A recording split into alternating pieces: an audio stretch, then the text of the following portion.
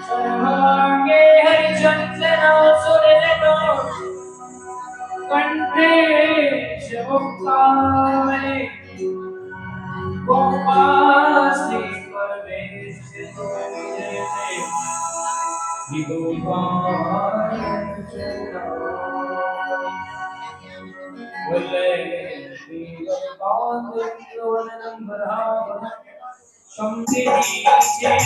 बंसी बजाता गोपाल की हर गली वाले की हर गली गोपाल की हर गली वाले की हर गली इसको ढूंढता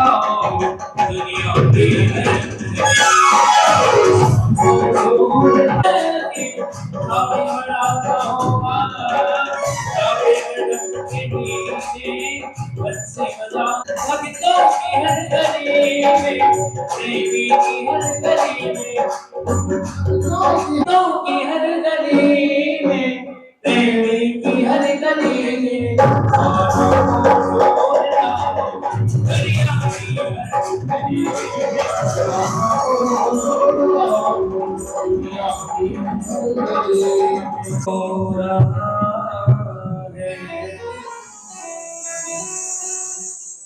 करते हो तुम कन्हैया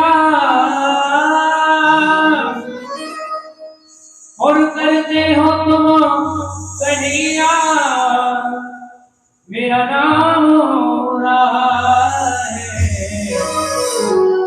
मेरा आपकी कृपा से सब काम हो रहा है मेरा आपकी कृपा से सब काम हो रहा है मेरा आपकी कृपा से सब काम हो रहा है मेरा आपकी कृपा से सब काम हो रहा है करते हो तुम कन्हैया करते हो तुम कन्हैया करते हो तुम कन्हैया करते हो तुम कन्हैया मेरा नाम हो रहा है मेरा आपकी कृपा से सब काम हो रहा है मेरा आपकी कृपा से सब काम हो रहा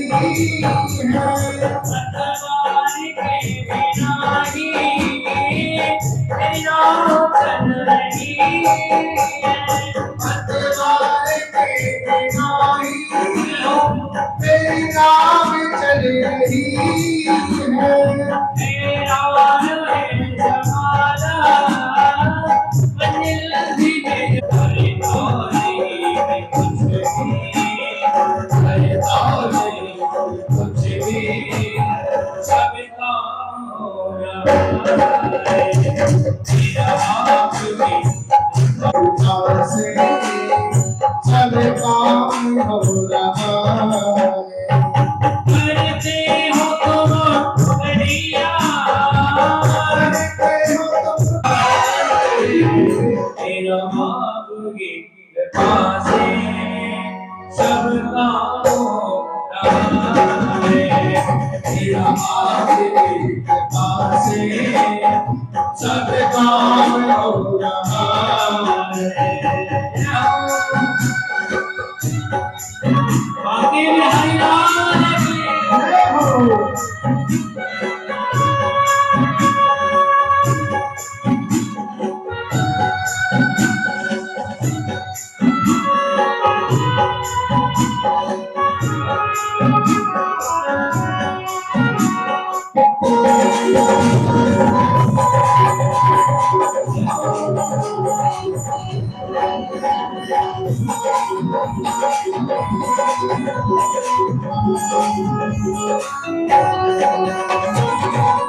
साथ हो जो मेरे किस चीज की कमी है साथ हो जो मेरे किस चीज की कमी है तुम साथ हो जो मेरे किस चीज की कमी है तुम साथ हो जो मेरे किस चीज की कमी है किसी और चीज की अब दरकारी नहीं है किसी और चीज की अब परवाह नहीं है किसी और चीज की अब दरकारी नहीं है किसी और चीज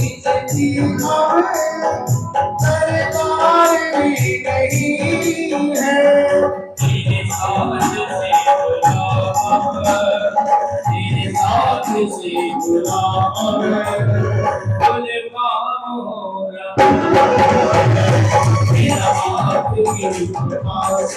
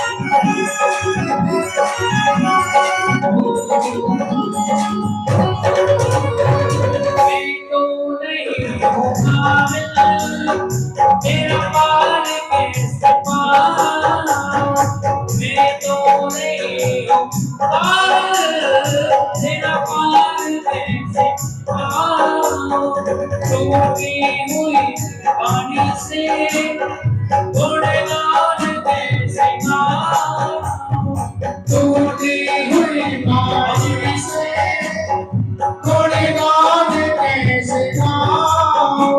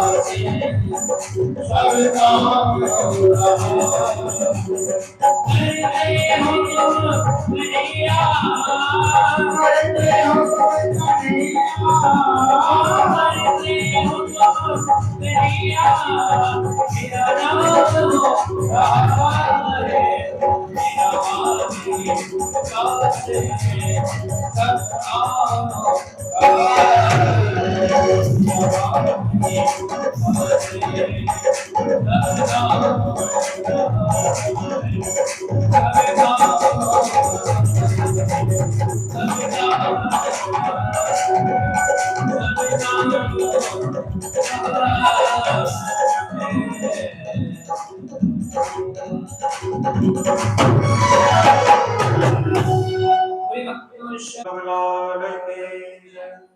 हमारे जो आज की मुख्य यजमान है वो सभी पूजा कर रहे हैं ठाकुर जी की। हाँ सभी लोग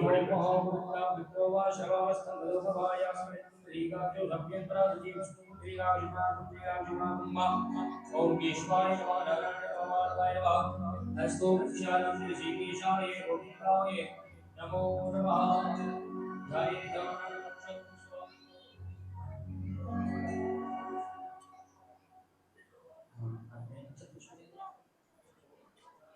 हरि ओम स्वस्ति न इंद्रो वृद्धसभाः स्वस्ति न गोपाश्वेदाः सुस्तिनस्तारक्षो वष्टदेवी सुस्तिनो बृहस्पति ददातु भगवद्विश्वावरदः श्रीमादिनः शुभं यामानो विदते कुजगया प्रीतिभ्या मनिवासो नित्यशो विश्वेनो देवा अविशागवन्तिः भद्रं कर्णेभिः शृणुयाम देवा भद्रं पक्षेमाभिजत्राः विस्मरेरङ्गे दिशवागम् शस्तनो प्रवशीर्महि देवीनं यदायो शतबिन्दुशरणो देवा यथा न जगाजदिशं तनो नाम पुत्रासो यदमितिरो भवन्ति वानः न्यायीगिताः जुगन्तो अदितिजो अदितिरन्तरिक्षमदिति आकाशविलासपत्रा विश्वे देवा अदितिपञ्चजना अदितिजातमदितिरत्वं महा अक्षरपुष्पं दयित्वा विभावज्ञगमेभ्यो दियन्तां नमः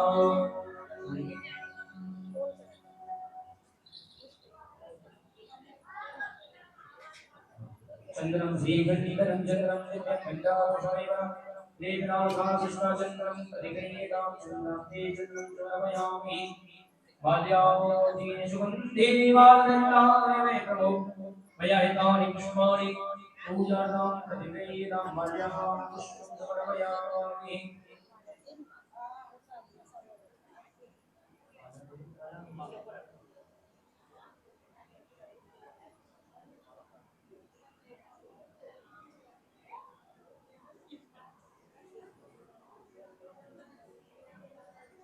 भोग लगाएंगे नाभ्याकाशीनं गच्छुं जिष्णुजो शुक्रकाव्या भोगीजा श्रोत्रापदा लोकाण्डवृत्या त्रिवृक्षायां समर्पयामि हन्यकर्मस्तां नैवेद्यवां शोत्रन्तस्मिरदन्तजाति त्रिवक्षमे त्रिवृक्षायां समर्पयामि नमो नमः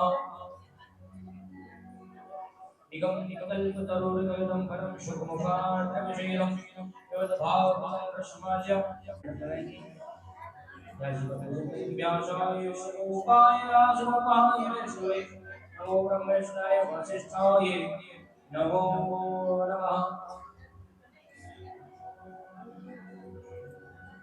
मायाधीशगन्धे निवार्यताय नमो जयतां विश्वानि पूजानां देवीनां मायां सुन्दरयामि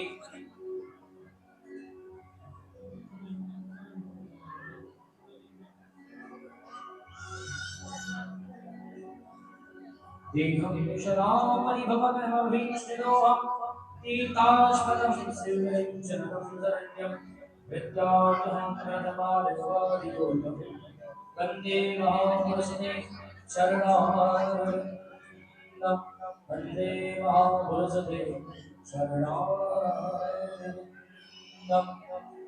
कृष्णाय वासुदेवाय हे परमात्मे रत्नेश्वराय श्रीगोविन्दाय नमो नमः श्रीविभूषितराजगीर्दाः पीताम्बराविदर बिम्बफलाधरोष्ठा पूर्णेन्दुसुन्दरमुखाधरविन्दुदेका कृष्णान् परं किमविदत्वमहं न जाने कृष्णात् परं किमपि त्वमहं न जाने जनपदश्रेणोरयादितर्कस्वान्तिष्विध्याश्रामेभ्यमृत्यापादिकवयो भूयन्ति दिशोरयो तेजो वारिणान्यथाग्नायो यन्त्रसर्वोषा भावनाशेन सदानस्तकल्पं सत्यं परं धीमहि सत्यं परं धीमहि गोविंद भगवान की जय श्री राधा वल्लभ लाल की जय गुरुदेव भगवान की श्री सुखदेव जी महाराज की हमारे ब्रह्माकरणीय प्रधान जी एवं हमारे गोपन भटिया जी और भी जो हमारे यहाँ सदस्यगण हैं गौड़ ब्राह्मण धर्मशाला और जो भी हमारे जोड़ला गेट निवासी हैं या आसपास से जो भी लोग पधारे हैं सभी ठाकुर जी की कथा में सम्मिलित हुए हैं। आइए हम सभी लोग ठाकुर जी की आरती करेंगे बड़े भाव से और फिर हम लोग भगवान की चर्चा को आगे बढ़ाएंगे। आइए सभी लोग बड़े प्रेम से गाएं। श्री भागवत भगवान की है आरती पापियों को पाप से आते वक्त भगवान की आरती पापियों को पाप से तारती भागवत भगवान की आरती पापियों को पाप से तारती भागवत भगवान की आरती पापियों को पाप से तारती बड़े भाव से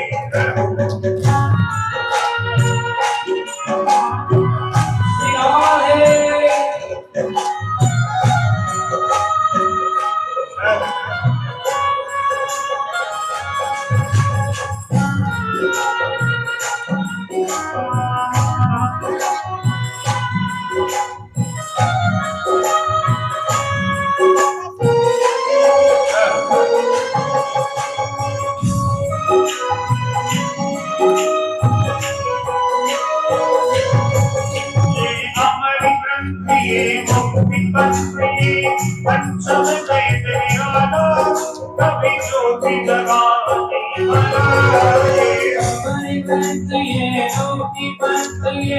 पंचम वेद नवी ज्योति जगाने वाला हरि नाम यही हरि नाम यही हरि नाम यही हरि नाम यही जग की मंगल की आमद पापियों को पाप से भागवत भगवान की आरती पापियों को पाप से तारती बड़े भाव से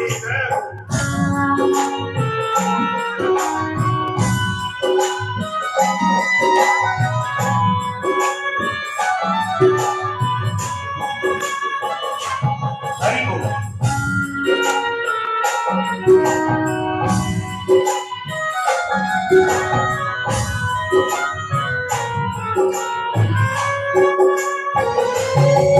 ये सांख्य की कहावत को नीक पापों को मिटाने वाला हरि दर्श कराने वाला साची गीत पावन को नीत पापों को मिटाने वाला हरि दर्श कराने वाला आइए सुख करनी ये दुख हरणी ये सुख करनी ये सुख हरणी मधुसूदन की आरती पापियों को पाप से तारती भागवत भगवान की आरती पापियों को पाप से तारती जय हो मीरा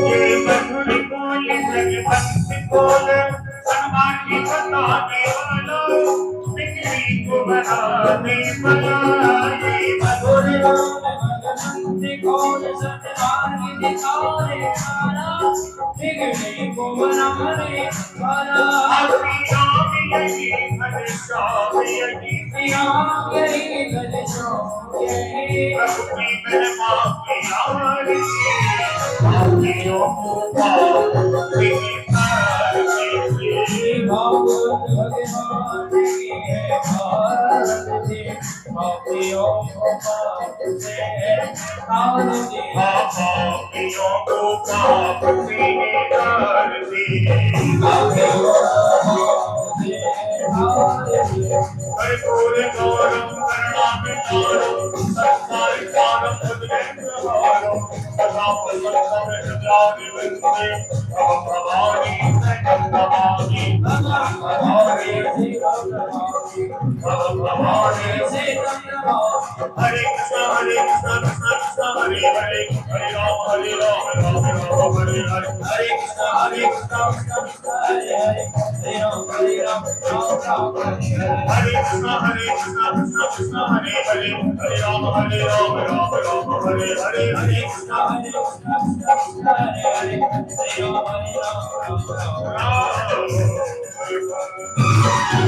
बोलिए श्रीमद् भागवत महापुराण के श्री सुखदेव जी महाराज के शंकर भगवान के सभी लोग अपना जय जय हरि गोपाल गोविंद जय जय हरि गोपाल जय गोविंद जय जय हरि गोपाल गोविंद जय जय हरि गोपाल जय गोविंद जय जय हरि गोपाल जय जय गोविंद जय जय हरि गोपाल जय जय गोविंद जय जय हरि गोपाल जय राधा रमणी हरि गोविंद जय जय हरि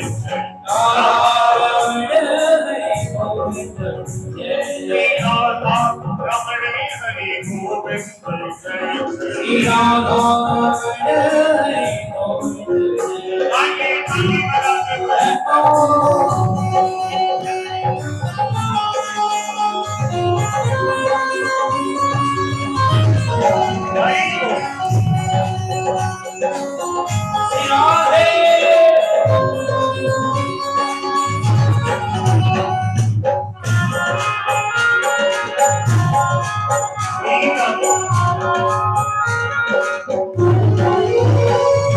गंगा की जय जय यमुना की जय जय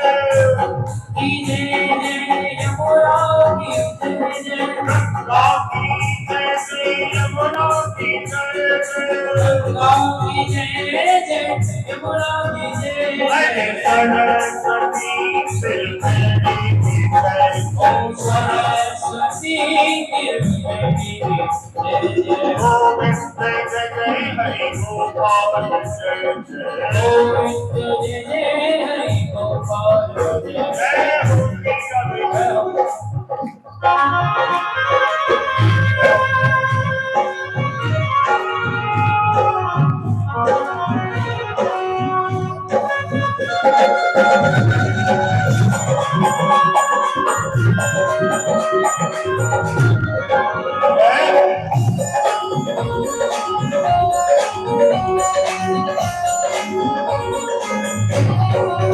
ब्रह्मा की जय जय विष्णु की जय जय ब्रह्मा की जय जय विष्णु की जय जय ब्रह्मा की जय जय विष्णु की जय जय ब्रह्मा की जय जय विष्णु की जय अरे जय उमापति भोले बाबा की जय जय उमापति भोले बाबा की जय जय उमापति भोले बाबा की जय जय उमापति भोले बाबा की जय जय गोविंद जय जय हरि गोपाल जय जय गोविंद जय जय हरि गोपाल जय जय आदि राधा रमण हरि गोविंद जय जय हरि गोविंद जय जय गोविंद जय जय हरि गोपाल जय जय गोविंद जय जय हरि गोपाल जय जय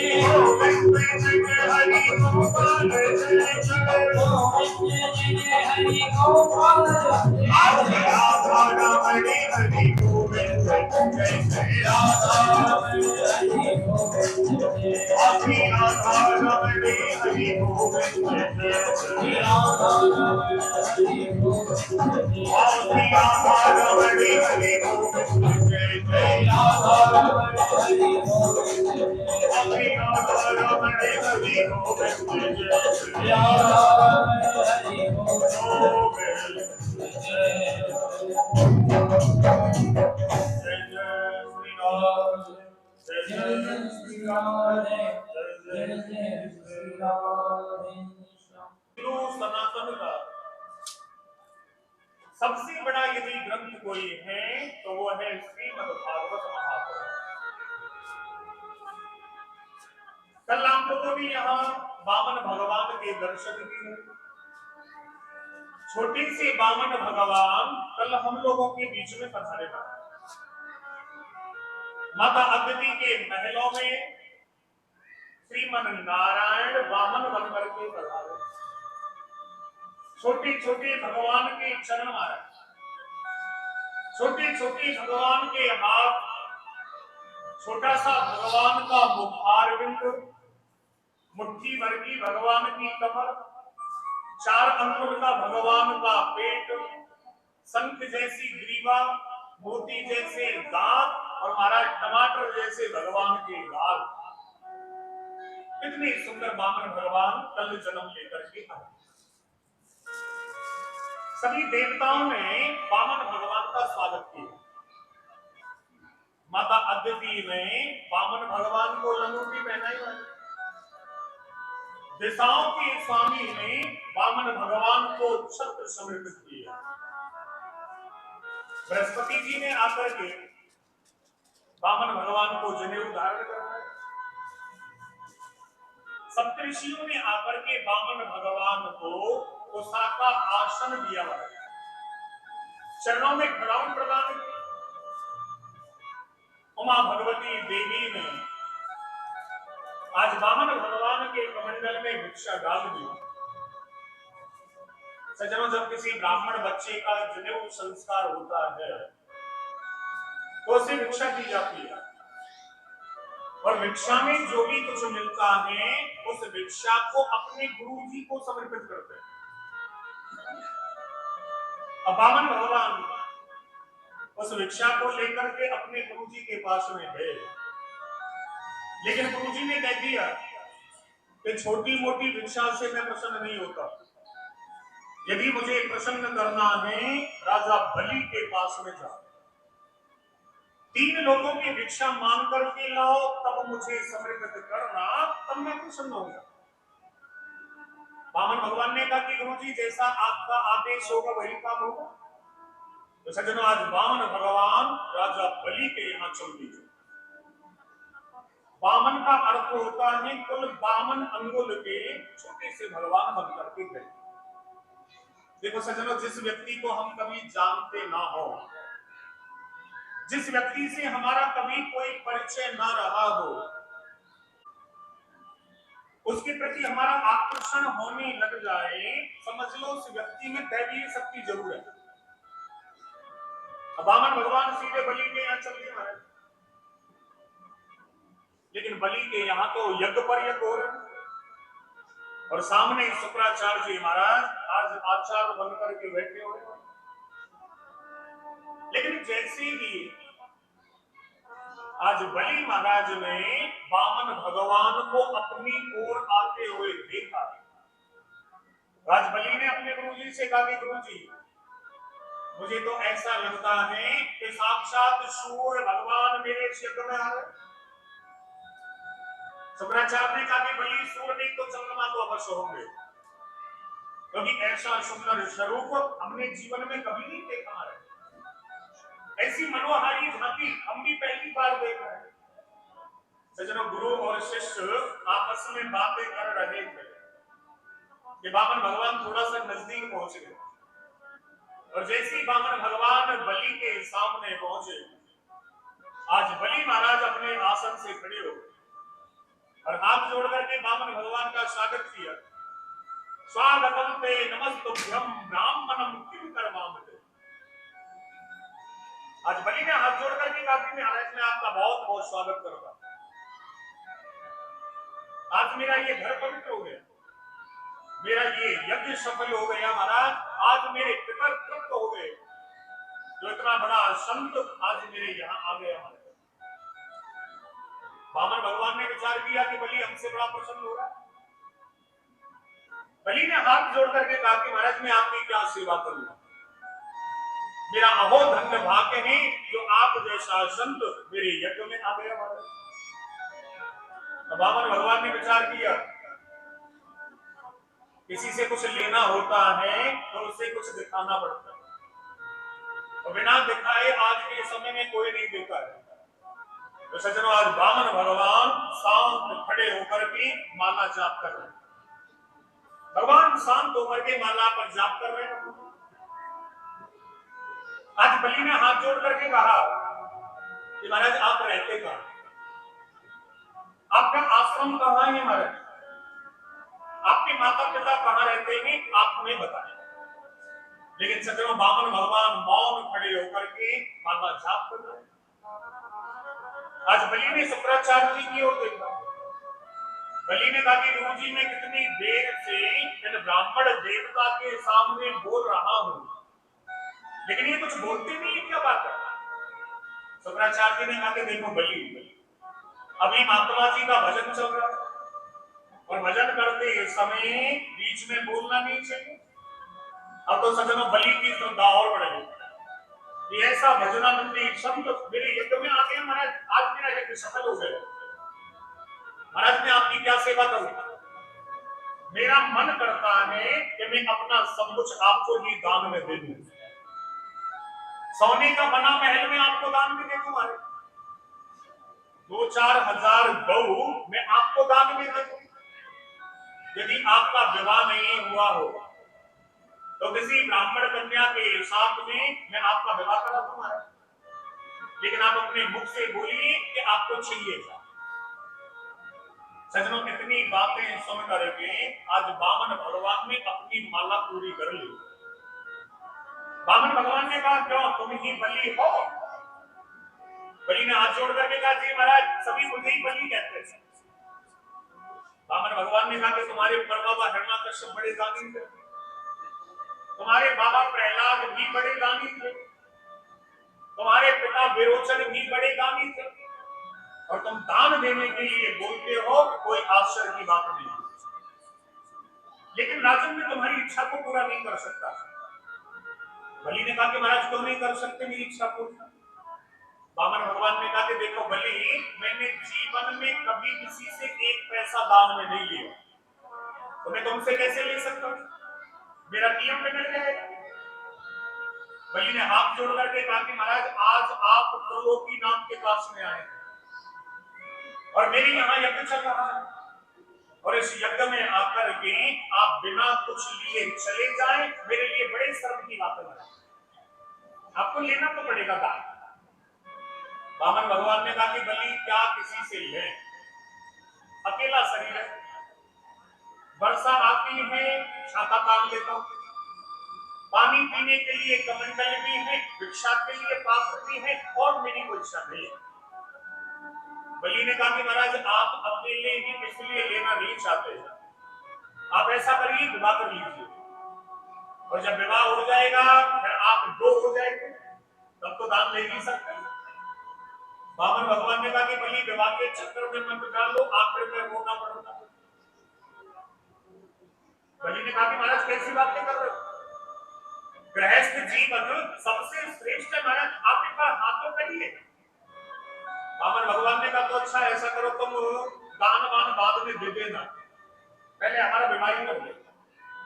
अब तो बलि बड़ा प्रसन्न हो गए, अपने गुरु शुक्राचार्य जी से कहा कि गुरु जी, मुहूर्त देखिए, और कल ही इनका विवाह किसी ब्राह्मण कन्या के साथ में करा देंगे।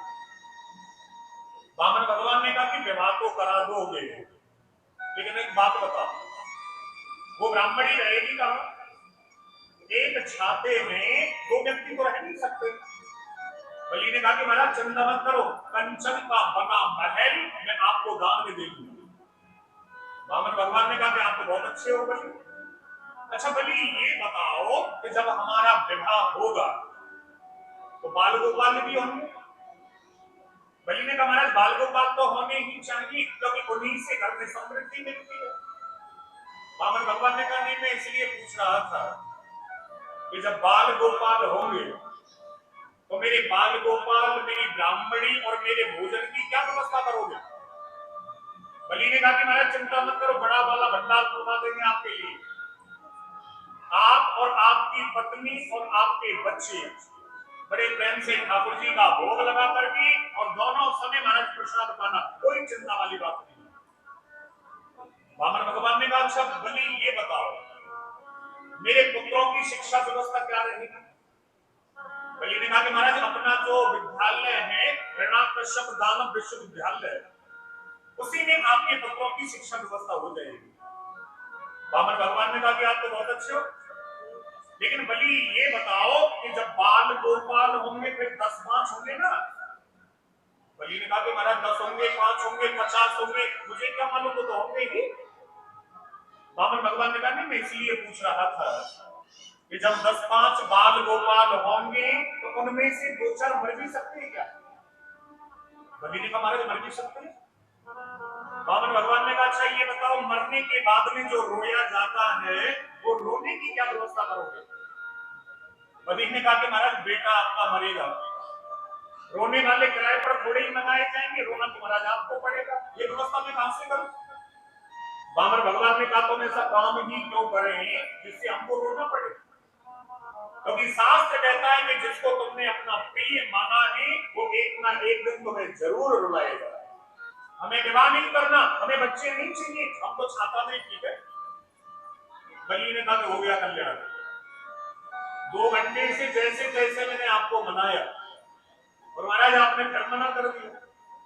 महाराज मेरे यहाँ यज्ञ हो रहा है और इस यज्ञ में आप बिना लिए यहाँ से चले जाएं, बड़े सर्व की बात है, आपको दान लेना ही पड़ेगा। आज वामन भगवान ने कहा कि बलि आपने तो हमें धर्म संकट में डाल दिया। बलि ने कहा कि काय का धर्म संकट? महाराज देखो हमारी माता जी शिवाजी कॉलोनी से ठाकुर जी के चरणों में पधारी कुछ माताएं, ठाकुर जी की तरफ से कोट-कोट आशीर्वाद। क्योंकि करनाल में जब मैं पहली बार आया था तो सबसे पहली मेरी कथा शिवाजी कॉलोनी में ही हुई थी महाराज।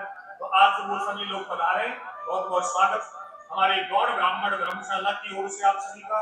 सभी लोग बैठकर के ठाकुर जी की कथा में आप लोग सम्मिलित हुए, भगवान आपको पसंद रखें। बोले गोविंद भगवान की। वामन भगवान ने कहा कि बलि आपने हमें धर्म संकट में डाल दिया। बलि ने कहा कि महाराज काय का धर्म संकट? वामन भगवान ने कहा कि ये धर्म संकट ही तो है, यदि मैं दान लेता हूं तो मेरा नियम बिगड़ता है और दान नहीं लेता हूं तो तुम्हें कष्ट होता है। तो बलि ऐसा करो, देखो ज्यादा दान लेंगे तो हमारा नियम बिगड़ेगा और नहीं लेंगे तो तुम्हें कष्ट होगा। इसलिए ऐसा करो, तुम हमें केवल 3 पद पृथ्वी का दान दे दो बस, ज्यादा नहीं ले रहे कि नियम नहीं बिगड़ेगा, और ले इसलिए रहे हैं कि तुम्हें कष्ट नहीं होगा। सज्जनों बलि हंसने लग गए। बलि ने कहा कि पंडित जी बुरा ना मानो तो एक बात कहो, आप रहे बामन की बामन, अभी आप छोटे हैं ना, आपसे मांगना नहीं आता है, इसीलिए कहा गया है अग्रम बुद्धि बनिया और मध्यम बुद्धि जाट और तर्क बुद्धि तर्कड़ा और बामन चौपट। आपने त्रिलोकीनाथ के पास में आकर के मांगा तो क्या मांगा? केवल 3 पद पृथ्वी का दान। भगवान ने मन में विचार किया कि तू 3 पैर ही पूरे कर देना, बड़ा त्रिलोकीनाथ बनता है। बलि ने कहा कि महाराज मेरी तो बहुत कुछ इच्छा है, मैं आपको कुछ दे दूं दान में, लेकिन आप 3 पद पृथ्वी ही लेना चाहते थे। वामन भगवान ने कहा कि देखो बलि मैंने बहुत कथाएं सुनी, लेंगे कल 50 की इच्छा होगी, इसलिए मैंने अपनी कामना पर संयम पा लिया। ना 3.25 पैर पृथ्वी लूंगा, ना 3.25 पैर पृथ्वी लूंगा, और वो 3 पद मैं अपने पैरों से नापूंगा, ना कि तुम्हारे पैरों से। बलि ने कहा लो कर लो बात, छोटे से तो आप हैं महाराज, 3 पद पृथ्वी में तो एक आसन ही नहीं बिछेगा महाराज, और जो चाहिए आप मांग लो, लेकिन महाराज लेकिन जैसी आपकी इच्छा, आप 3 पद ही लेना चाहते हैं। सज्जनों आज बलि ने कहा कि ठीक है महाराज, आपको जहां से अच्छा लगे आप नाप लीजिए। वामन भगवान ने कहा कि जब ब्राह्मण को दान दिया जाता है तो पहले संकल्प होता है, तो मैं देना भी नहीं आता दान कैसे दिया जाता है। बलि ने कहा कि महाराज 3 पद का क्या संकल्प कर, जहां से अच्छा लगे आप नाप लीजिए। वामन भगवान ने कहा कि नहीं बिना संकल्प के नहीं नापते हैं। सज्जनों, अब संकल्प को लेकर के बलि में और वामन भगवान में थोड़ा विवाद चल रहा है। आप लोग जानते हैं संकल्प का मतलब होता है पक्का रजिस्ट्रेशन। संकल्प के बाद में यजमान कभी मना नहीं कर सकता। आप कभी तीर्थों में जाते होंगे, हमारे वृंदावन या नैनी सारण अयोध्या, हमारा तीर्थों में ये हमारे पंडित पुजारी कुछ ज्यादा ही दयालु होते हैं, कभी कभी तो किराया भी नहीं छोड़ते। हमारे संकल्प करा देंगे, सेठ कहता है कि महाराज पैसा नहीं है, संकल्प कहां से करूं? तो मालूम है हमारे ये पंडा जी क्या कहते हैं कि आप संकल्प करा दो, बाद में भेजते रहना, क्योंकि ये लोग जानते हैं कि जब तक ये संकल्प का पैसा भेजेंगे नहीं तब तक इनको नींद नहीं आएगी। तो इसलिए संकल्प का मतलब है पक्का रजिस्ट्रेशन। अब संकल्प को लेकर के विवाद चल रहा है आपस में। वहीं शुक्राचार्य जी खड़े हुए थे। शुक्राचार्य ने विचार किया कि ये वामन का बच्चा संकल्प को लेकर के इतना जोर क्यों दे रहा है। सज्जनों, शुक्राचार्य जी ने क्या किया, आज बलि का हाथ पकड़ करके थोड़ी दूरी पर ले गए। आज शुक्राचार्य जी ने बलि से कहा, देखो बलि, ये वामन है ना 53 है, इनके चक्कर में पड़ने की जरूरत नहीं है। बलि ने कहा महाराज ये कौन है? आज शुक्राचार्य जी ने कहा कि ये साक्षात विष्णु भगवान है। देवताओं की कार्य सिद्धि के लिए माता अदिति के गर्भ से ये जन्म लेकर के आए, और यदि तुमने 3 पद देने का संकल्प इन्हें कर दिया, सत्य कहता हूं राजन, ये 2 ही पैरों में तीनों लोगों को नाप लेंगे। तीसरा पैर देने के लिए जगह भी नहीं बचेगी, इसलिए इनसे हाथ जोड़ लो। नहीं दे सकते महाराज, पधारो। बलि ने कहा कि महाराज कैसी बातें कर रहे हैं आप? 3 घंटे से मैंने जैसे तैसे इनको मनाया है, तब जाकर के 3 पद लेने के लिए तैयार हुई हुई, और आप कह रहे हैं कि मना कर दो। शुक्राचार्य ने कहा कि बेटा मना मत करो, इनसे ये कह दो कि लेने देने के लिए कोई बात ही नहीं हुई है, आप फिर कभी आना। बलि ने कहा कि गुरु जी आप मुझे झूठ बोलने के लिए तो कह रहे हैं, आप मुझे झूठ बोलने की प्रेरणा दे रहे हैं। शुक्राचार्य ने कहा कि बेटा 8 जगह ऐसी होती हैं जहां झूठ बोलने से व्यक्ति को पाप नहीं लगता। आज बड़ा सुंदर उपदेश कर रहे हैं शुक्राचार्य जी कि बेटा 8 जगह झूठ बोलने से पाप नहीं लगता। वो 8 जगह कौन कौन सी? पहली बात, स्त्रियों में किसी गुप्त बात को छुपाना हो, तो महाराज वहां झूठ बोलने में पाप नहीं लगता। कोई बात आपने अपनी पत्नी को बताई, आपने कोई गलती नहीं की, लेकिन बात बताने के बाद में ये कह दिया कि ये बात किसी को मत बताना, तो आपने ज्यादा गलती कर दी। क्योंकि माताओं का जो हृदय होता है वो पुरुषों की अपेक्षा ज्यादा कोमल होता है। अब गुप्त बात बता करके आप पत्नी को चले गए कि ये बात किसी को मत बताना, अब पीछे से आपका कोई शत्रु आए और वेश बदल करके माता जी के सामने बैठे, झूठे के आंसू बहाने लगा। माता जी बड़े प्रेम से पूछेंगी, भैया क्या कष्ट है आपको, क्या बातें किस लिए रो रहे हो? आपका जो शत्रु है माता जी से सारी बात पूछ लेगा, और ये भी हो सकता है कि जिस बात को बताने के लिए मना किया हो उस बात को माता जी बता दे। क्योंकि सज्जनों, इसका एक बहुत बड़ा कारण है। कर्ण जो थे वो पांडवों के बड़े भाई थे, लेकिन दुर्योधन का सहयोग करने के कारण पांडवों के हाथों से कर्ण की मृत्यु हो गई थी। महाराज कौरव जो थे वो पांडवों के ताऊ के लड़के थे, इसलिए श्री युधिष्ठिर जी महाराज एक एक कौरव पुत्र का नाम लेकर के पिंडदान कर रहे थे। वही माता कुंती खड़ी हुई थी। कुंती ने कहा कि बेटा युधिष्ठिर, एक पिंड कर्ण के नाम से भी दान कर दो। युधिष्ठिर ने कहा कि कर्ण के नाम से क्यों? कर्ण हमारी जाति का नहीं, हमारी बिरादरी का नहीं, हमारे खानदान का नहीं, तो उसके नाम से मैं पिंडदान कैसे कर सकता हूं? कुंती ने कहा कि बेटा युधिष्ठिर, कर्ण तुम्हारा अपना बड़ा भाई था, लेकिन कन्या अवस्था में उत्पन्न होने के कारण, लोकलाज के भय के कारण मैंने कर्ण को लता पताओं में लपेट करके और गंगा जी में बहा दिया। गंगा जी में अधिरथ नाम के सूत में मेरे पुत्र कर्ण को उस जल से निकाला और अपनी पत्नी राधे को दे दिया, और उसी समय से ये कौन थी, ये कर्ण राधे हो गया। बेटा कर्ण तो तुम्हारा अपना बड़ा भाई था। सज्जनों, इस बात को सुन करके आज युधिष्ठिर जी के नेत्रों में आंसू आ गए। युधिष्ठिर ने कहा कि इतनी बड़ी बात तुमने मुझसे छुपाई।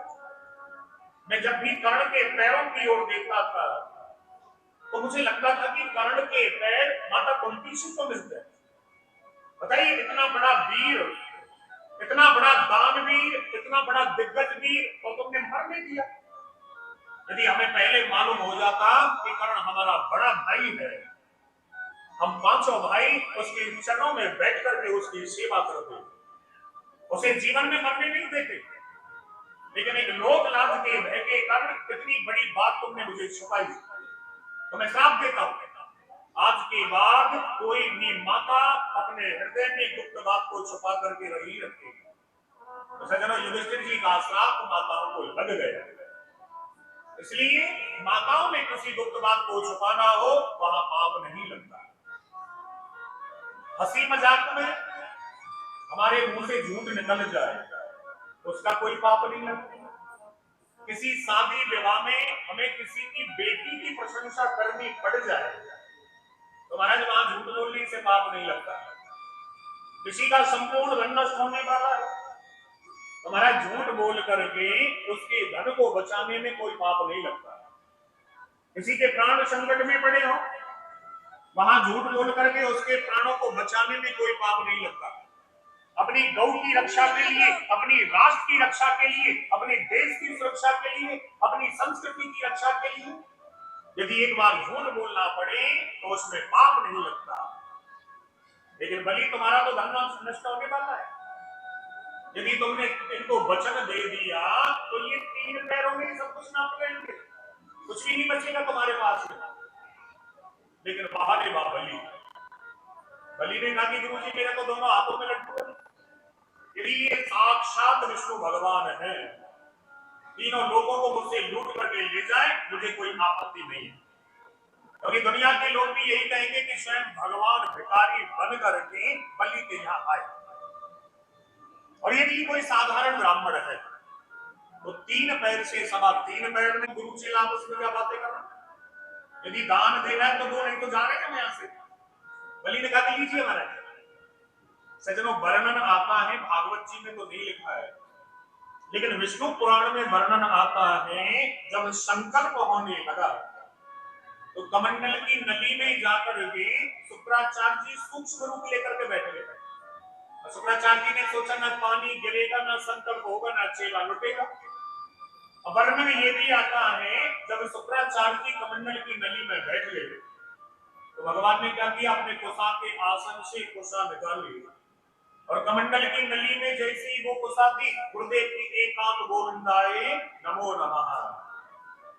क्योंकि भगवान बताना चाह रहे हैं कि गुरु वो श्रेष्ठ होता है जब को जो सबको एक दृष्टि से देखे, जो भेदभाव की दृष्टि से संसार को देखता है, उस गुरु की एक दृष्टि हट जाती है। शुक्राचार्य जी श्राप दे के चले गए। बलि ने कहा कि महाराज मैंने संकल्प कर दिया है, जहां से अच्छा लगे नाप लो। वामन भगवान ने कहा ना पहले पहले प्रणाम करो हमें। सज्जनों, जैसे ही बलि ने प्रणाम किया तो भगवान ने विराट रूप धारण कर लिया। बोलिए विराट भगवान की। करोड़ों अरबों किलोमीटर लंबे चौड़े भगवान हुए। बलि ने ऊपर नजर उठा करके देखा, सज्जनों भगवान का चेहरा दिखाई नहीं दिया। बलि ने सोचा कि एक छोटा सा बच्चा था, ये क्या हो गया। लेकिन बलि को पहले ही मालूम चल गया था कि साक्षात भगवान है। सज्जनों, आज भगवान ने अपने एक चरण को नीचे के रूप में रखा और दूसरे चरण को भगवान ने इतना बड़ा किया कि तीनों लोग भगवान के पैरों के बीच में आने लगा और त्रिलोकी को पार करके आज भगवान का चरण ब्रह्मलोक में गए। वहां ब्रह्मा जी बैठे हुए थे। आज ब्रह्मा जी ने क्या किया, भगवान के चरण धुल करके और चरणों का जो जल था उसे अपने कमंडल में भर लिया। ब्रह्मा जी ने जो कमंडल में जल भरा था वही श्रीमती गंगा जी है। ये जो गंगा महारानी है ये वामन भगवान के चरणों से प्रकट हुई।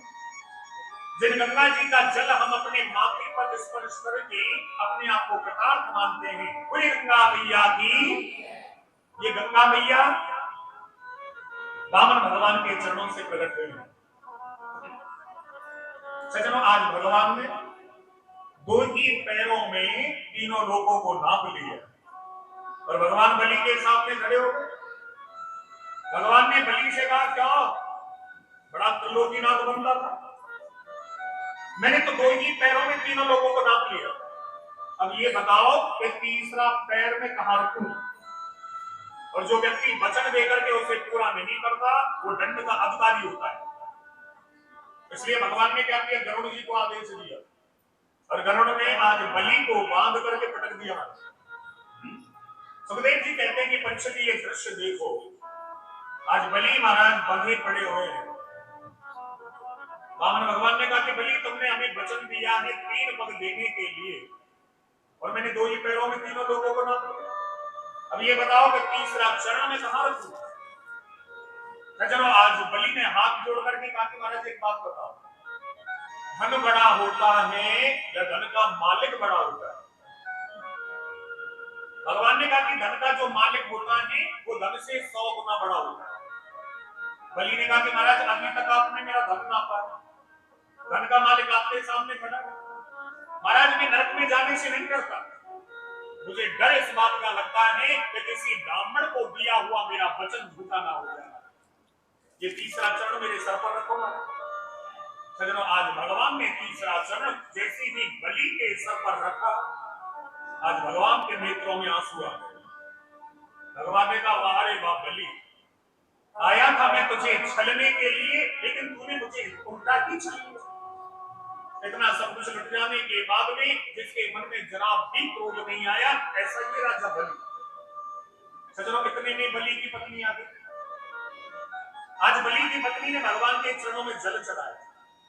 पत्नी ने कहा कि महाराज ये सारा संसार आपकी पीड़ा है, ये मानव की सबसे बड़ी भ्रांति अपने आप को मालिक कहता है, तो ये मेरा मकान है, मेरा फ्लैट है, मेरा बंगला है, लेकिन ये तो सभी परमात्मा की है। परमात्मा ही तो सबका मालिक है, हम तो उसके मुनि में।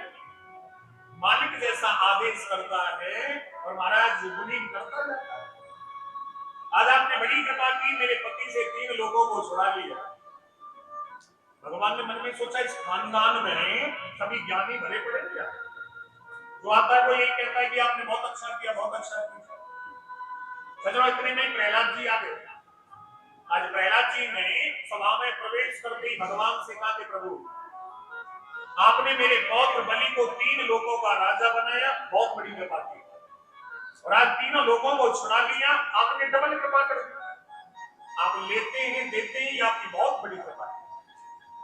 भगवान ने कहा कि बेटा प्रहलाद, मुझे बड़ी प्रसन्नता है कि तुम्हारा पौत्र बलि तुमसे भी ज्यादा भक्त है, तुमसे भी ज्यादा ज्ञानी है, इसलिए सुतन लोक का राज्य मैं बलि को अपनी ओर से देता हूं,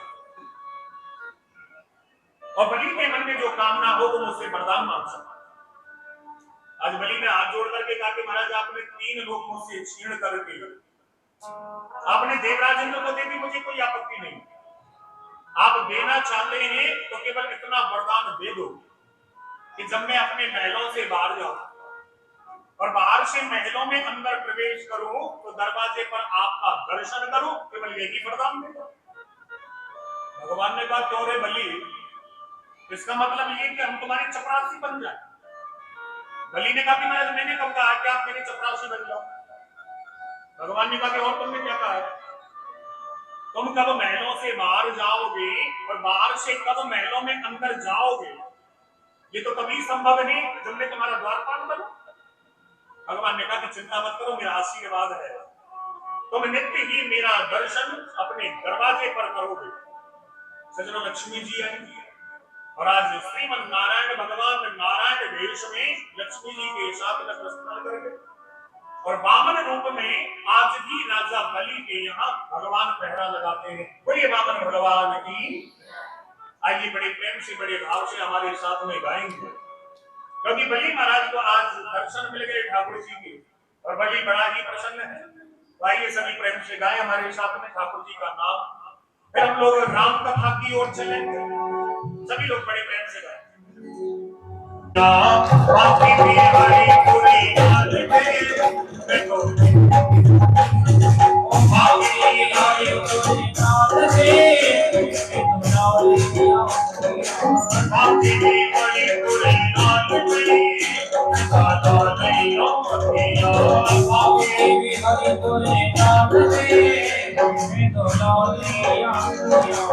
कजरारी नैना पूरी बत्ती वाले नैना, कजरारी नैना पूरी बत्ती वाले नैना, कजरारी नैना पूरी बत्ती वाले नैना, कजरारी नैना पूरी बत्ती वाले नैना।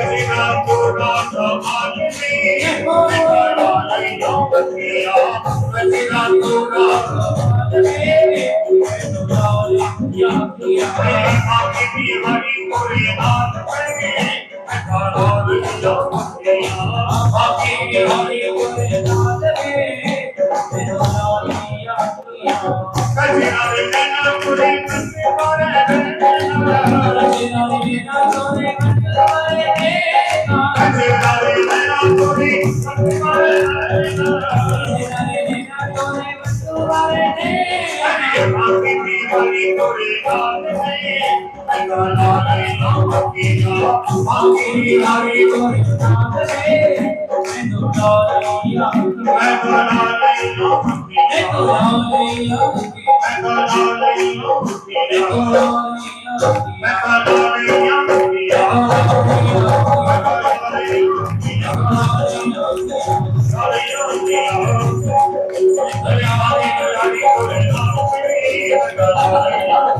बाकी भी हरी पूरी गाल में, गाला नहीं होतिया, बाकी भी हरी पूरी गाल में, गाला नहीं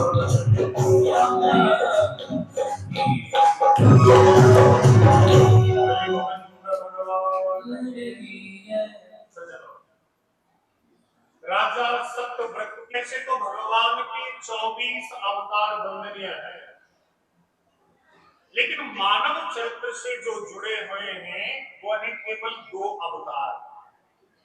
एक है राम अवतार और दूसरा है कृष्ण अवतार। सज्जनों, राम और कृष्ण के अवतारों में अंतर क्या है?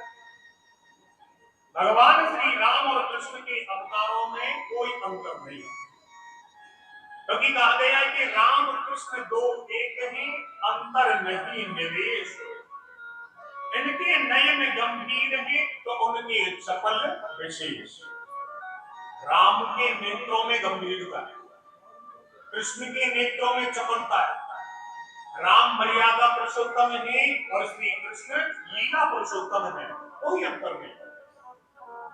सुखदेव जी कहते हैं कि राम ने जो जीवन में किया वो तुम करो, क्योंकि सज्जनों राम जी के किए हुए को हम कर सकते हैं, लेकिन भगवान श्री कृष्ण ने जो किया है वो हम बिल्कुल भी नहीं कर सकते।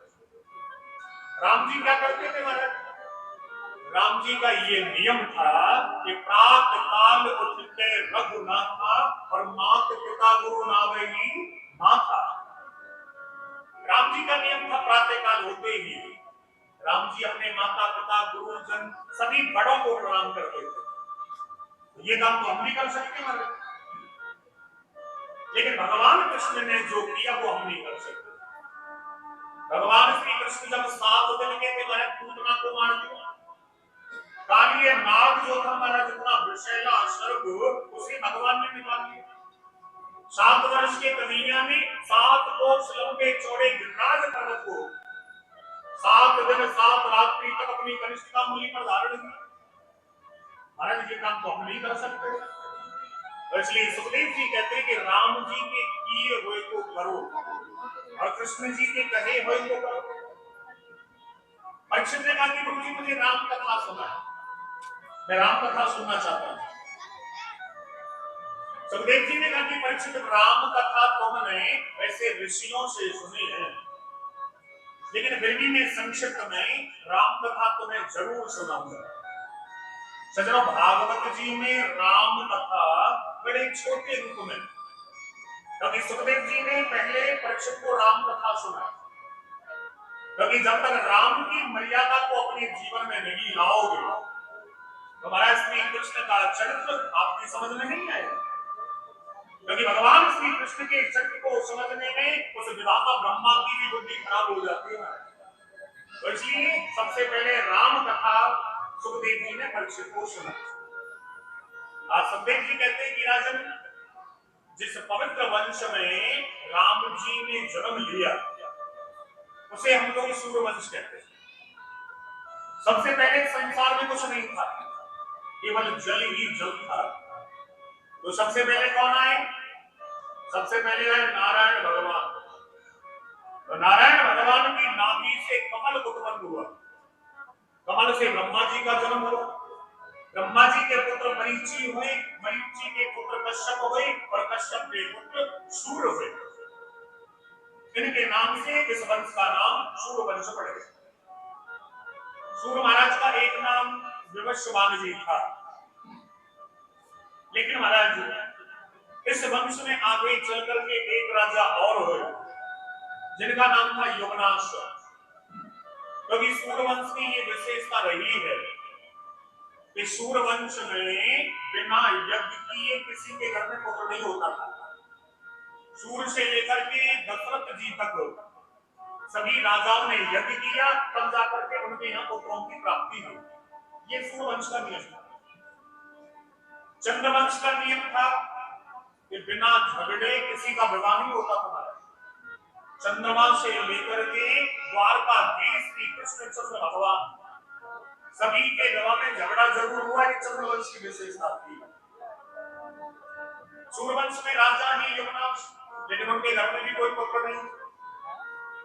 यमुनाश ने पुत्र कामेष्टि उसकी यज्ञ किया। तो महाराज यज्ञ का जो अभिमंत्रित जल था उस जल को राजा गलती से पी गए। यदि पत्नी उस जल को पीती तो पुत्र होता, लेकिन रात्रि में राजा को बड़ी जोर से प्यास लगी हुई थी तो गलती से राजा उस जल को पी गए। वशिष्ठ जी को मालूम चला। वशिष्ठ जी ने कहा कि राजन वो जल दो, उस रानी को पिलाया जाएगा जिससे कि पुत्र की प्राप्ति होगी। लेकिन राजा ने कहा कि महाराज वो जल तुम्हें गलती से पी गया। वशिष्ठ ने कहा कि गलती से जल पी लिया, अब इसका मतलब ये है कि तुम्हें ही पुत्र होना। अब तो योनास घबरा गया, ये मैंने क्या कर दिया। सजनों, आज योनास के पेट को चीर करके उस बच्चे को निकाला, लेकिन चिंता ये हो गई कि ये बच्चा दूध किसका पिएगा। तो उसी समय स्वर्ग से देवराज इंद्र उतर के आए। उन्होंने अपनी तर्जनी उंगली उस बच्चे के मुख में दी, का मेरा दूध पिएगा। तो सजनों, उस बच्चे का नाम पड़ गया मानधाता। इस वंश में आगे चल करके एक राजा और हुए जिनका नाम था प्रबंधन।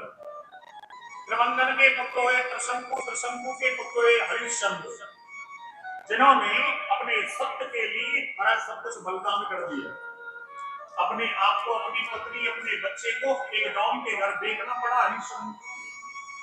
आगे चल करके इस वंश में एक राजा और हुए जिनका नाम था महाराज खटवांग। खटवांग के पुत्र हुए दीर्घबाहु, और दीर्घबाहु के पुत्र हुए रघु। रघु की कीर्ति इतनी फैली कि महाराज जी ये सूर्यवंश रघुवंश के नाम से प्रसिद्ध हो गए। रघु के पुत्र हुए अज, और अज के हुए महाराज दशरथ। सजनों, दशरथ महाराज अयोध्या में राज करते थे। तीन तीन रानियां होने पर भी दशरथ जी के घर में कोई संतान नहीं। दशरथ जी महाराज उदास बैठे हुए। आप दशरथ जी महाराज अपने मंत्रियों से मंत्रणा कर रहे हैं। आप दशरथ जी कहते हैं कि संसार में मनुष्य के लिए 4 सुख होने बहुत जरूरी है, और वो 4 सुख कौन कौन से हैं? आप दशरथ जी कहते हैं कि पहला सुख निरोगी काया। इस व्यक्ति के शरीर में कोई रोग नहीं रहना चाहिए, ये व्यक्ति के लिए पहला सुख होता है। और दूसरा सुख घर में हो पाए, धन संपत्ति की कोई कमी नहीं रहे, ये दूसरा सुख है। तीसरा सुख सुलक्षण नारी, और चौथा सुख हो पुत्र आज्ञाकारी।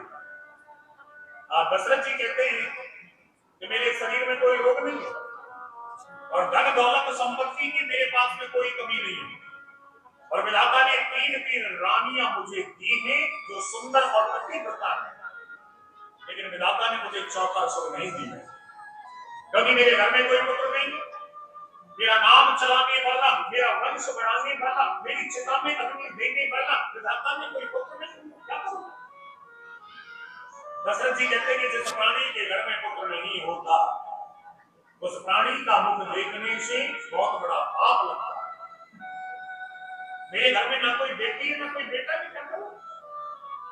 सज्जनों, आज दशरथ जी महाराज कहते हैं मंत्रियों से कि जिस प्राणी के घर में पुत्र नहीं होता, महाराज बहुत बड़ा अपराध लगता है। एक समय की बात है, एक बार मैं देवराज इंद्र की सभा में जा रहा था, तो महारानी केकई ने मुझसे कहा कि महाराज आप देवराज इंद्र के पास में जा रहे हैं, जब लौट करके आओ तो वहां से पारिजाति के फूल लेकर के आना, और ये पारिजाति के फूल केवल देवराज इंद्र के ही लगते हैं। दशरथ जी ने कहा ठीक है, निकल के आऊंगा। आप दशरथ जी का बड़ा सम्मान देवराज उन्होंने किया, बैठने के लिए सिंहासन दिया।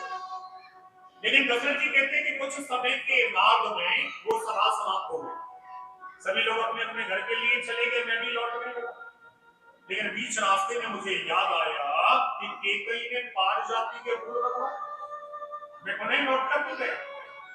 तो मैंने जाकर के देखा कि जिस सिंहासन पर मैं बैठा हुआ था, उस सिंहासन को वेद मंत्रों के द्वारा पवित्र किया जा रहा था। वो सैनिक जो वहां खड़े हुए थे वो मुझे जानते नहीं थे, तो मैंने उन सेवकों से कहा कि भैया अन्य सिंहासनों को छोड़ करके केवल इसी सिंहासन को पवित्र किया जा रहा है, क्या बात है?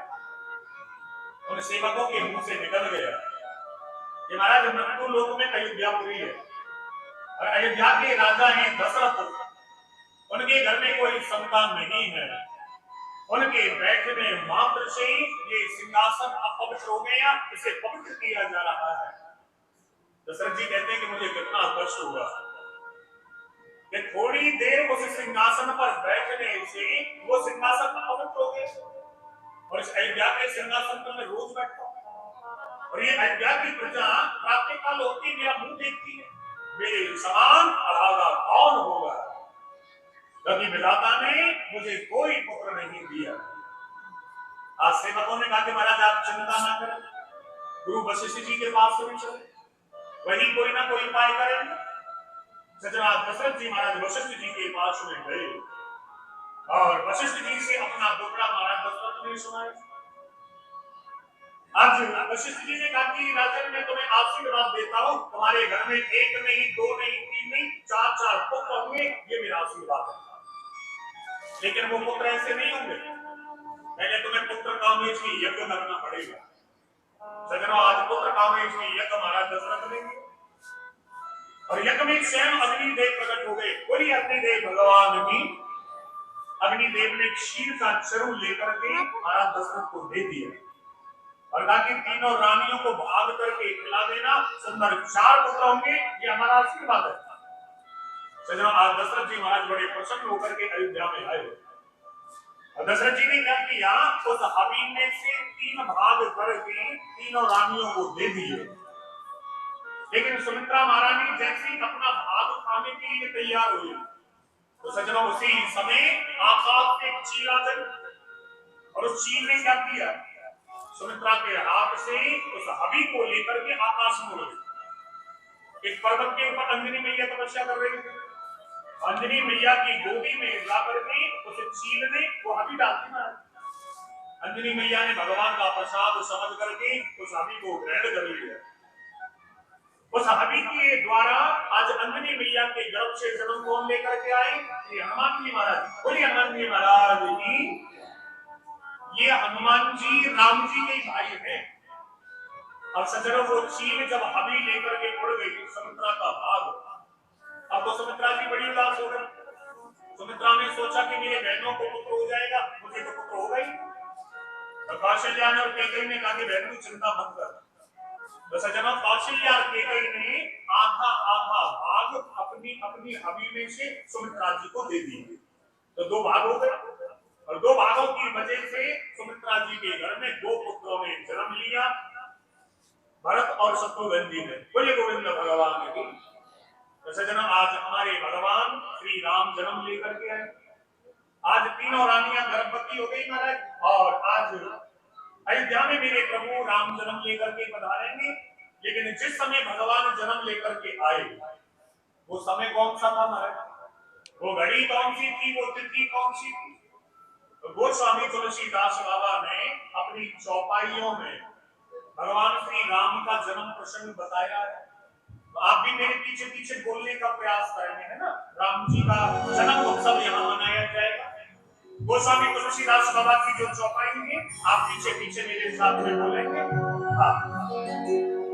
जिस समय भगवान जन्म लेकर के आए थे महाराज, नवमी तिथि मधुमास पुनीता, नवमी तिथि मधुमास पुनीता, नवमी तिथि मधुमास पुनीता, नवमी तिथि मधुमास पुनीता, सोमली अच्छी आवे जिसे हरि पीता,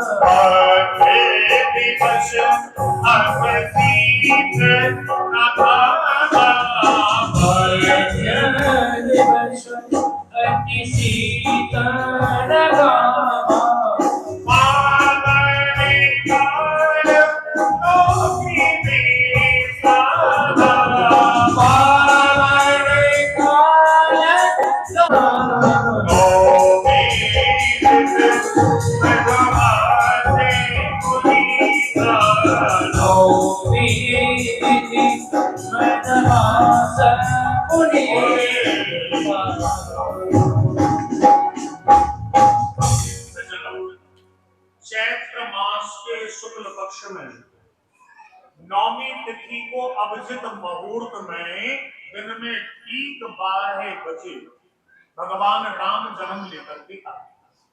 और जिस समय भगवान राम जन्म लेकर के आए उस समय महाराज ना ज्यादा सर्दी थी ना ज्यादा गर्मी थी, मध्य दिवस अति शीत न घामा और पावन काल लोक विश्रामा।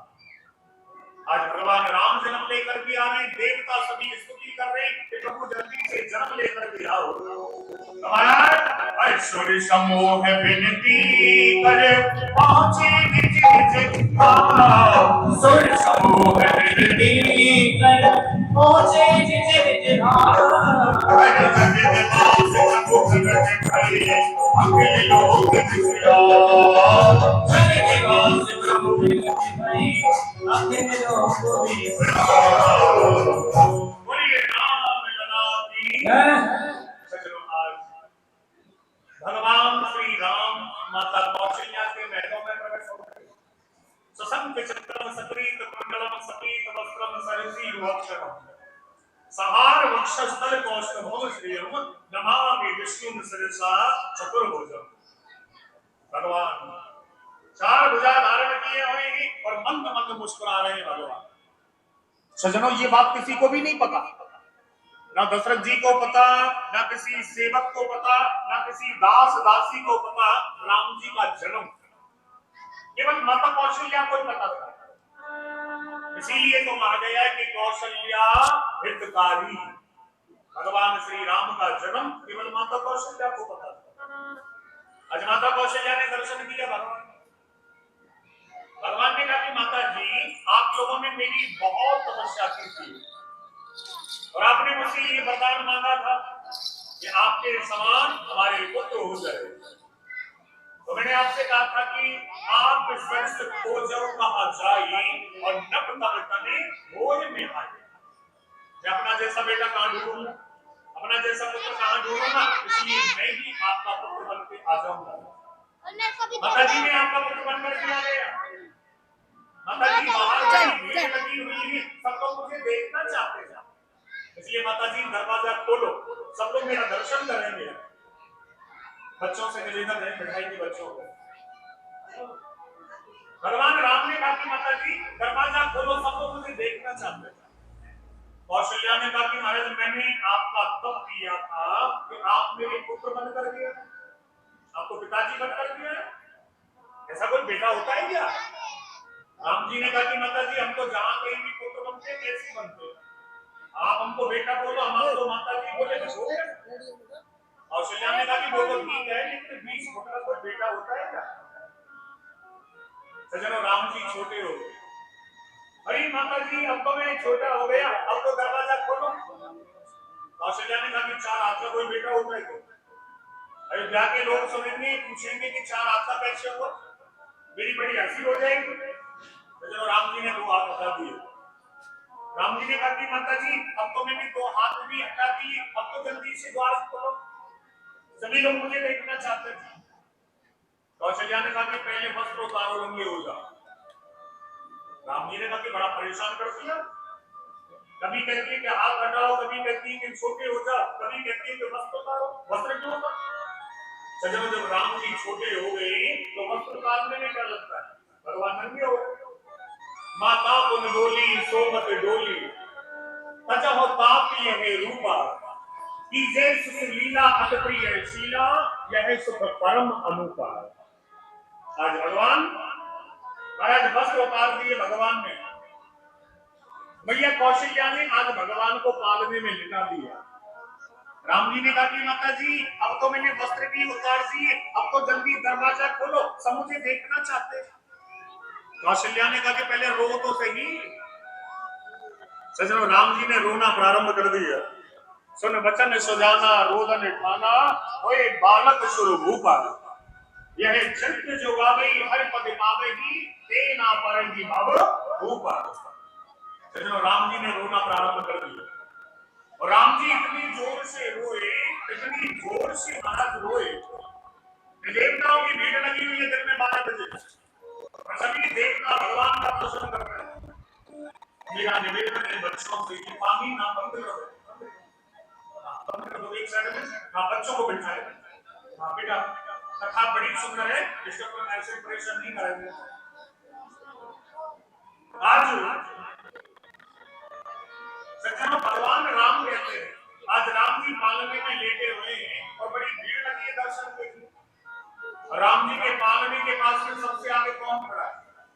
सबसे आगे दर्शन करने के लिए सूर्य नारायण खड़े, पीछे से जायो कोशिया रानी अल्लाह अल्लाह भी अल्लाह सुखी गयो जायो कोशिया रानी अल्लाह भी अल्लाह सुखी जायो कोशिया रानी अल्लाह अल्लाह भी अल्लाह सुखी गयो जायो कोशिया रानी अल्लाह भी अल्लाह सुखी गयो। देखो हमारी मैया आएगी आप लोगों के बीच में। अब देखो आपको यहाँ बुलाएंगे तो व्यवस्थाएं खराब हो जाएंगी, तो हमारी माताएं आपके बीच में आएंगी, अपनी बधाई जो भी आप डालना चाहें उसी में डाल सकते हैं। सभी सम्मान करेंगे ठाकुर जी का। अरे जायो कोशिया रानी अल्लाह अल्लाह भी अल्लाह सुखी गयो जायो कोशिया रानी अल्लाह अल्लाह भी अल्लाह सुखी अरे अल्लाह तो बची गयो अल्लाह तो बची गयो अल्लाह तो बची गयो अल्लाह तो बची अरे अल्लाह तो बची गयो अल्लाह तो बची गयो अल्लाह तो बची गयो अल्लाह तो बची अरे जायो कोशिया रानी अल्लाह अल्लाह भी अल्लाह तो बची गयो जायो कोशिया रानी अल्लाह अल्लाह भी अल्लाह तो बची गयो। जय हो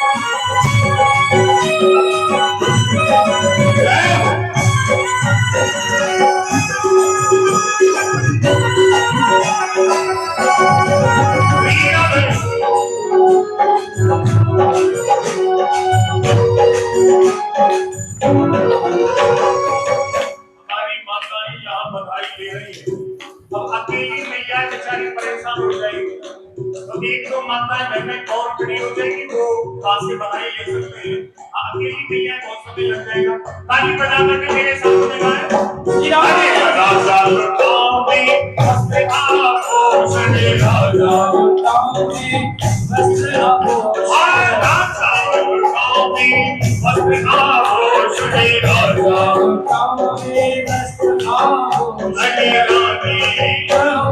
रानी लुटावे छाप चला अल्लाह भी अल्लाह तो बची गयो जायो कोशिया रानी अल्लाह अल्लाह भी अल्लाह तो बची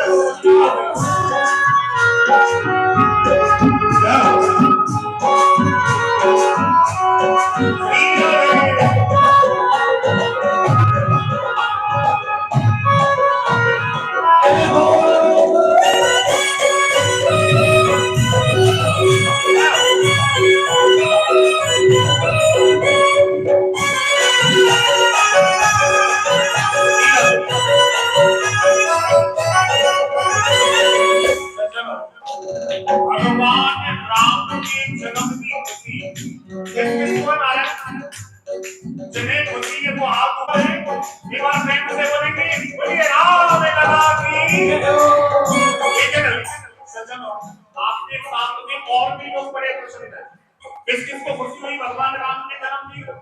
अरे हिंदू कहे भारे भगवान आए, हिंदू कहे भारे भगवान आए, अरे हिंदू कहे भारे भगवान आए, हिंदू कहे भारे भगवान आए, अरे मुस्लिम अरे मुल्ला कहे कि आए अल्लाह मोहल्ला में अल्लाह समझ गए हो? गाया होशिया अल्लाह मोहल्ला में अल्लाह समझिए, अरे अल्लाह समझ गए हो, अल्लाह समझ गए, अल्लाह समझ गए हो, अल्लाह समझिए, अरे अल्लाह समझ गए हो, अल्लाह समझ गए हो, अल्लाह समझिए, अल्लाह समझिए, अरे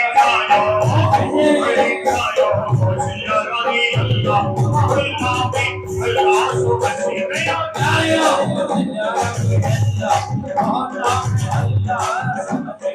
सज्जनों, सभी लोग बधाई दे रहे हैं ठाकुर जी के चरणों में। सभी लोग माता कौशल्या से और दशरथ जी से बधाई मांग रहे हैं। तो सभी अयोध्या के नरनारी क्या कह रहे हैं दशरथ जी से? अरे लाला जन्म सुनी भाई कौशल्या मैया पे तो बधाई। लाला जन्म सुनी भाई कौशल्या मैया दे दो बधाई, अरे दे दो बधाई मैया दे दो बधाई, दे दो बधाई मैया दे दो बधाई, अरे दे दो बधाई मैया दे दो बधाई, दे दो बधाई मैया दे दो बधाई। अरे लाला जन्म सुनी भाई कौशल्या मैया पे तो बधाई। लाला जन्म सुनी भाई कौशल्या मैया दे दो बधाई। जय हो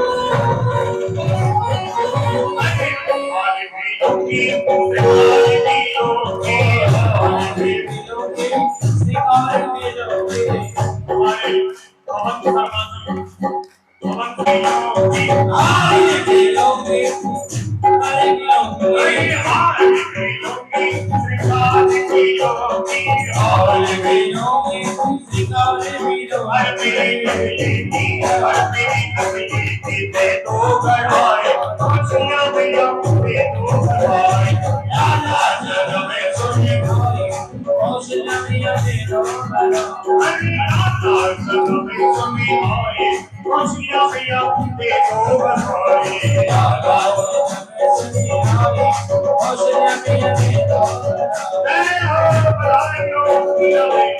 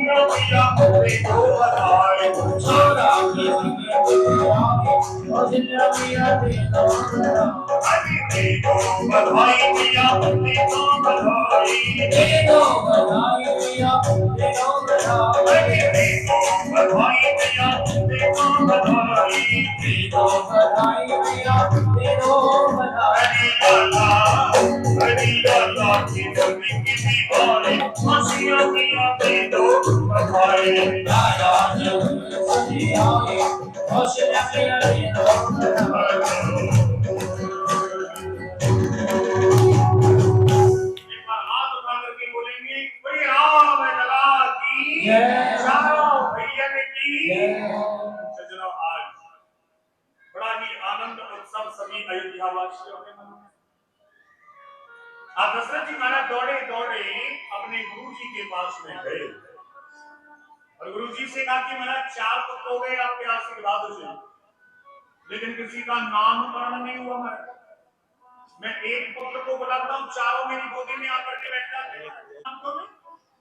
आज 108 ब्राह्मणों को लेकर के वशिष्ठ जी बना रहे और वशिष्ठ जी महाराज आज नामकरण कर।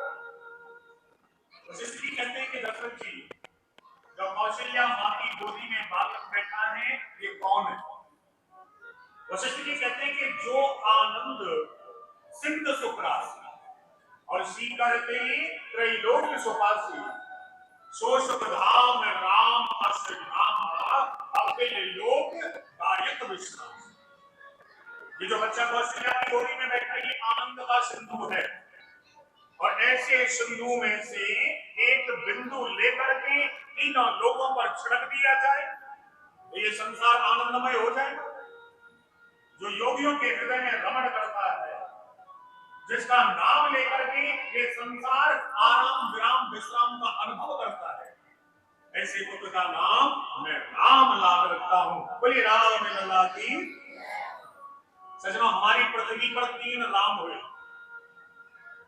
एक है हमारे कौशल्या के राम, ये हमारे राम जी महाराज, और दूसरे राम हुए जब क्षत्रिय लोग अपनी मर्यादा को भूल करके गलत रास्ते का अनुसरण करने लगे तो जन्म में हाथ में फरसा लेकर सही रास्ता दिखाया, वही राम है भार्गव परशुराम। और तीसरे राम है मेरे कन्हैया के बड़े भैया बलराम। ये 3 राम हमारी पृथ्वी पर हुए। हम इन तीनों को प्रणाम करते हैं, बोले गोविंद भगवान के। और दूसरे पुत्र का नाम विश्व भरण पोषण कर जोई ताकर नाम भरत अशोक। जो विश्व का भरण पालन पोषण करते ऐसे पुत्र का नाम मैं भरत लाभ रखता हूं। सज्जनों, मैं आपको बता दूं, जो हमारे नारायण भगवान के गोत्र बने राम जी और नारायण के जो अंश हैं विष्णु जी, ये बने भरत जी। क्योंकि भरत जी विष्णु जी ये संसार का भरण पालन पोषण करते, इसलिए मैं दूसरे पुत्र का नाम भरत रखता हूं। बोलिए भरत जी महाराज की। जाके सुमरन ते विपुनाशा और नाम शत्रुघ्न वेद प्रकाशा। जिसका नाम लेने मात्र से शत्रुओं का विनाश हो जाए, ऐसे पुत्र का नाम मैं शत्रुघ्न नाम करता हूं। बोलिए शत्रुघ्न जी महाराज की। और चौथे पुत्र का नाम लक्षण धाम सुराम प्रिय सकल जगत आधार और गुरु वशिष्ठ के ही आज्ञा हो लक्ष्मण नाम हो। जो लक्षणों का धाम है, राम को सबसे प्रिय लगने वाला है, ऐसे पुत्र का नाम मैं लखन लाल रखता हूं। बोलिए लखन लाल की। सज्जनों, आज वशिष्ठ जी महाराज ने नाम रखा। चारों भाई बड़े हुए। आज शंकर भगवान दर्शन करने आए, आशीर्वाद देकर के बोले बाबा चारों भाइयों को देकर के मांगे। आज विश्वामित्र जी महाराज राम जी को लेने आए। एक बार तो विश्वामित्र जी से दशरथ जी ने मना कर दिया, लेकिन गुरु वशिष्ठ का आदेश मान करके आज राम और लक्ष्मण को जंगल में भेजना पड़ा। आज राम जी ने बीच रास्ते में ताड़का का वध किया। 2 भाई थे जिनका नाम था मारीच और सुबाहु। भगवान श्री राम ने एक बाण ऐसा चलाया सुबाहु का उद्धार हो गया, और दूसरा बाण रखते जो मारीच था सत जोजन का सागर पार। विनभर का बाण राम जी ने मारीच को लगाया तो ये मारीच समुद्र पार करके लंका में जा गिरा। क्योंकि भगवान ने मारीच को मारा नहीं था, क्योंकि भगवान राम जानते थे कि इस मारीच से मुझे आगे भी काम लेना, इसलिए बिना भर का बाण मार करके उसे लंका में फेंक दिया। बीच रास्ते में भगवान ने अहिल्या का उद्धार किया। ये गौतम ऋषि की पत्नी अहिल्या पति के श्राप के कारण ये पत्थर बनने की मरे, लेकिन भगवान राम के चरणों का स्पर्श होते ही ये पत्थर स्त्री बन गए और अपने पति लोग के लिए चली गई अहिल्या। धीरे धीरे भगवान हमारे जनकपुरी में पधार रहे हैं। जनकपुरी में भोले नाम का एक धनुष है जो दगी चूड़ी की हड्डियों से बना हुआ है। जनक महाराज की ये प्रतिज्ञा है कि कोई भी वीर धनुष का खंडन करेगा उसके साथ में अपनी पुत्री का विवाह कर दूंगा। सजनों, बड़े बड़े राजा महाराजा है, लेकिन धनुष को पृथ्वी से उठाकर के तोड़ना बहुत दूर की बात है, लेकिन कोई भी पृथ्वी से तिलवर भी नहीं हिला पाया। सजनों, आज भगवान श्री राम ने अपने गुरु जी का आदेश माना और गुरु जी का आदेश मान करके आज भगवान राम अपने सिंहासन से खड़े हो और जाकर के धनुष को प्रणाम किया। सजनों, जितनी देर में फलक गिरता है उतनी देर में भगवान ने क्या किया, उस धनुष को उठा करके उस धनुष के खंड खंड कर दिए। बोलिए राम लला की। आज भगवान श्री राम ने उस धनुष का खंडन कर दिया। सजनों, जैसे ही खंडन हुआ धनुष का, आज जनक जी के नेत्रों में आंसू आ गए। जनक जी ने विचार किया कि मेरी और पुत्री तो नहीं है सीता, लेकिन मैंने अपनी बेटी उर्मिला से बढ़ करके सीता को इतना प्रेम किया है और आज मुझे मेरी धर्म पुत्री के लिए मुझे सुयोग वर मिल गए। सजनों, आज सीता जी जगन माता जानकी आज राम जी को जयमाला पहनाने के लिए आ रही है। महाराज, साथ में सखियां आ रही और जनकपुरवासी जितने भी वहां पे सभी लोगों ने अपनी अपनी पलकों को पकड़ लिया। कभी जनकपुरवासियों ने विचार किया कि हमारी बेटिया सीता जब राम जी के गले में जयमाला डालेगी और उस समय कहीं हमारी पलक गिर गई और ये दृश्य हम नहीं देख पाए तो हमारे समान अभागा कौन होगा। तो सजनों, जनकपुरवासियों ने अपनी अपनी पलकों को पकड़ लिया और सीता जी जयमाला पहनाने आ रही है। महाराज, अब विवाह में तो थोड़ा सा हंसी मजाक तो होता ही है महाराज, हास्य विनोद तो होता ही है। अब राम जी थोड़े लंबे भी थे और राम जी उच्च सिंहासन पर खड़े हो गए। राम जी ने मुकुट भी पहना हुआ था महाराज, कम से कम 1-1.5 फुट का तो मुकुट ही था राम जी का। हाँ, इतना बड़ा था मुकुट। अब राम जी उच्च सिंहासन पर खड़े हो गए। सीता जी जयमाला लेकर के आई, राम जी तन करके खड़े। अब माला कैसे पहना?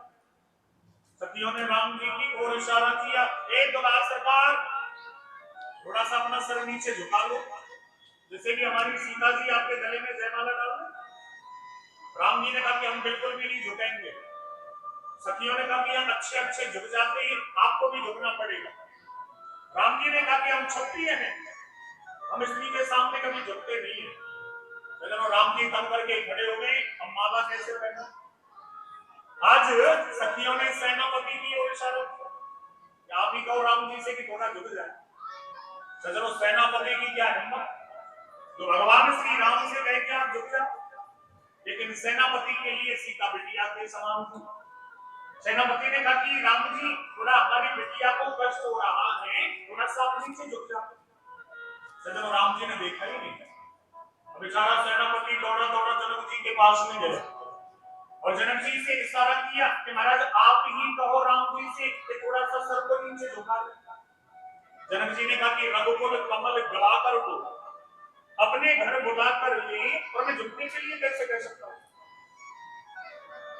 आज जनक जी ने कहा कि विश्वामित्र जी के पास में जाओ और विश्वामित्र जी से जाकर के कहो तो फिर विश्वामित्र जी की बात ये टालेंगे नहीं, झुक ही जाएंगे। बेचारा सेनापति दौड़ लगाने में लगा, लोग अपनी अपनी पलकों को पकड़ करके बैठे हुए। आज सेनापति ने जाकर के विश्वामित्र जी को प्रणाम किया और विश्वामित्र जी से कहा कि महाराज अपने चेला राम से कह दो ना कि थोड़ा सा सर को नीचे झुका ले, हमारी बिटिया को बड़ा कष्ट हो रहा है। आज विश्वामित्र ने कहा कि देखो भैया, बच्चों के बीच में हम नहीं बोलेंगे, धनुष तोड़वाना आवश्यक था वो हमने तोड़वा दिया। अब शादी विवाह में हम बाबा जी लोग क्या जाने, जो करना है अपने आप ही करो। सजनों, जनक जी महाराज कहते नहीं, विश्वामित्र जी कहते नहीं, बड़े परेशान सभी लोग। बहुत देर हो गई सीता जी को बड़ी भारी माला लेकर के खड़ी महाराज।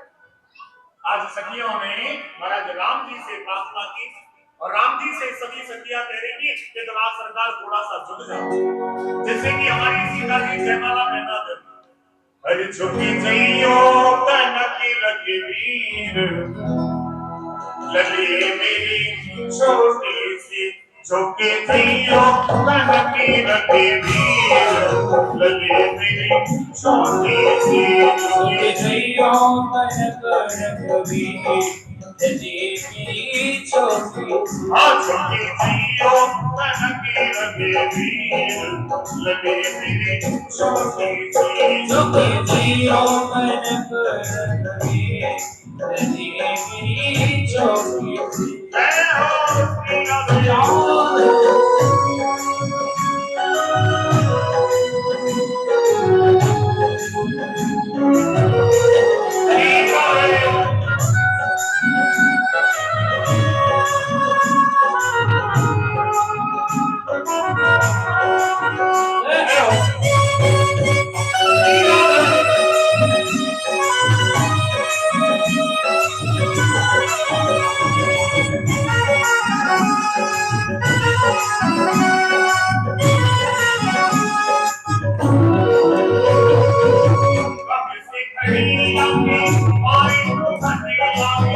कब से खड़ी आके आए को कनड़ा अब से खड़ी आके आई तू खंडे आगे अब कब से से खड़ी आके आए को कनड़ा आई तो बड़े सली मेरी छोटी सी लगे जियो मन पर लगी मेरी छोटी आज की वीडियो तनके लगे वीर लगे मेरी छोटी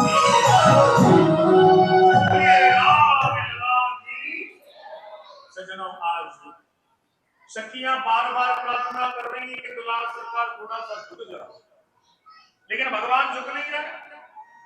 सज्जनों राम जी के चरित्र से हमें ये शिक्षा मिलती है कि पहली बार स्त्री के सामने नहीं झुकना चाहिए, और जो पहली बार झुक जाता है वो जिंदगी भर हमारा झुका ही रहता है।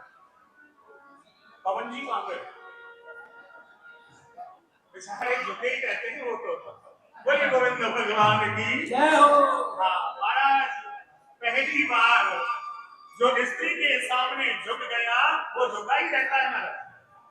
वैसे ही आजकल के पति होते और पत्नी माला लेकर के आती तो पति से पहले ही झुक जाते, हम तो झुके हुए तुम तो माला डाली, लेकिन भगवान राम झुकने का नाम नहीं ले रहे। सीता जी ने लक्ष्मण जी की ओर इशारा किया। सीता जी ने कहा कि लक्ष्मण जी मैंने सुना है कि तुम शेष के अवतार हो, पृथ्वी को धारण करने वाले हो। ऐसा करो, जहां राम जी खड़े हुए हैं वहां से पृथ्वी को थोड़ा सा नीचे कर दो, और जहां पर मैं खड़ी हुई हूं वहां से थोड़ा सा पृथ्वी को ऊपर रखो, जिससे कि मेरा हाथ राम जी के गले तक पहुंच जाए और मैं राम जी के गले में जयमाला डाल दूं। लक्ष्मण जी ने विचार किया, माता जी कितनी भोली। माता जी को ये तो मालूम है कि हम शेष सप्ताह में पृथ्वी को धारण करने वाले हैं, लेकिन माता जी को ये नहीं पता कि जब पृथ्वी उठेगी तो समानता से उठेगी। ऐसा तो हो नहीं सकता कि जहाँ राम जी है वहां से नीचे हो जाए, जहाँ सीता जी वहां से ऊपर हो जाए, बात बनने वाली नहीं। लेकिन माता जी ने पहली बार आज्ञा हमें दी है, इसलिए माता जी की बात तो माननी पड़ेगी। सजना आज लक्ष्मण जी महाराज अपने सिंहासन से उतर गए और आकर के आज लक्ष्मण जी राम जी के चरणों में साष्टांग लेट गए, प्रणाम किया। राम जी ने विचार किया कि मेरा छोटा भाई है, रोज मुझे प्रणाम कर रहा है। आज मैंने धनुष का खंडन किया है तो शायद उसी खुशी में मुझे प्रणाम कर रहा है।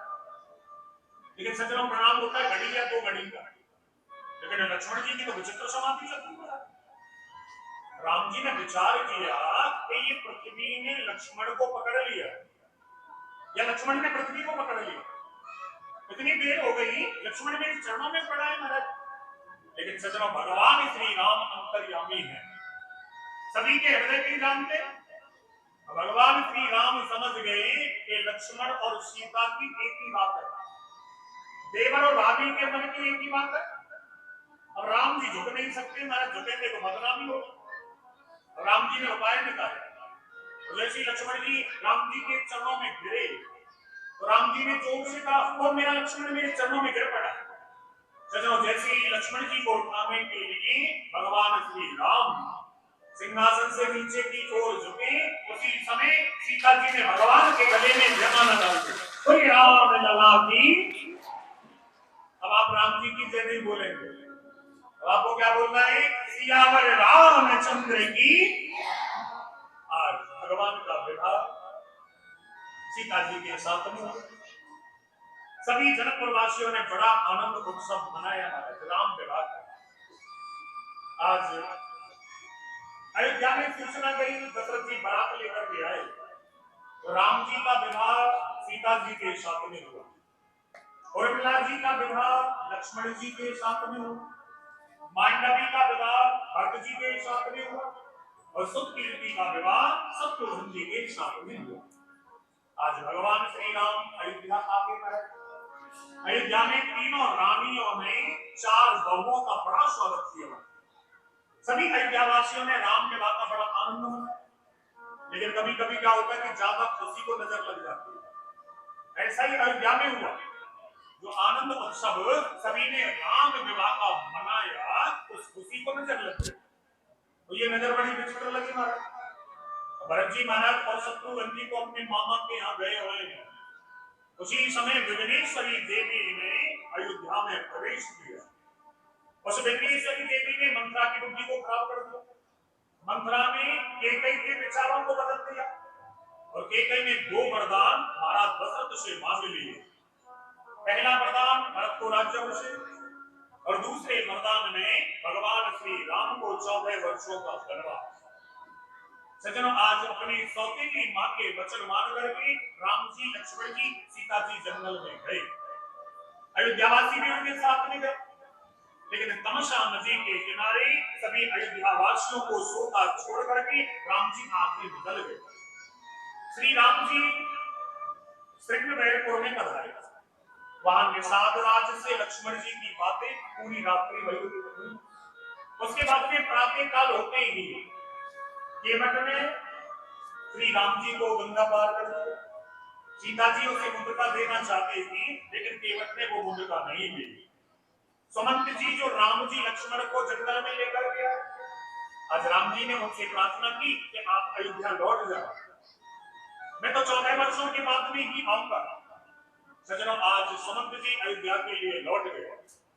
उसके बाद में राम जी महाराज निषाद राज के साथ में भारद्वाज मुनि के आश्रम में, भारद्वाज जी के साथ में वाल्मीकि आश्रम में राम जी पधारे। और राम जी महाराज वाल्मीकि से पूछते हैं कि मेरे लिए कोई रहने का स्थान हो तो बताओ। वाल्मीकि जी ने कहा, महाराज आप तो सर्वत्र निवास करते, आपका जहां मन करे आप रह सकते हैं। महाराज आज राम जी निवास कर रहे हैं, लेकिन आज भगवान श्री राम को अयोध्या छोड़े 6 दिन हो गए। सुमंत जी ने जाकर के आप दशरथ जी से कहा कि महाराज मेरे 1000 बार आग्रह करने पर श्री राम लौट करके नहीं आए। तो सज्जनों, जैसे ही दशरथ जी ने सुना कि मेरा बेटा राम नहीं आया, तो सज्जनों उसी समय राम राम कहे राम कहे, राम राम कहे राम, तन पर हर रघुवर बिरहे तो राय गयो सुरधाम। 6 दिन राम जी को जंगल में गए हो गए।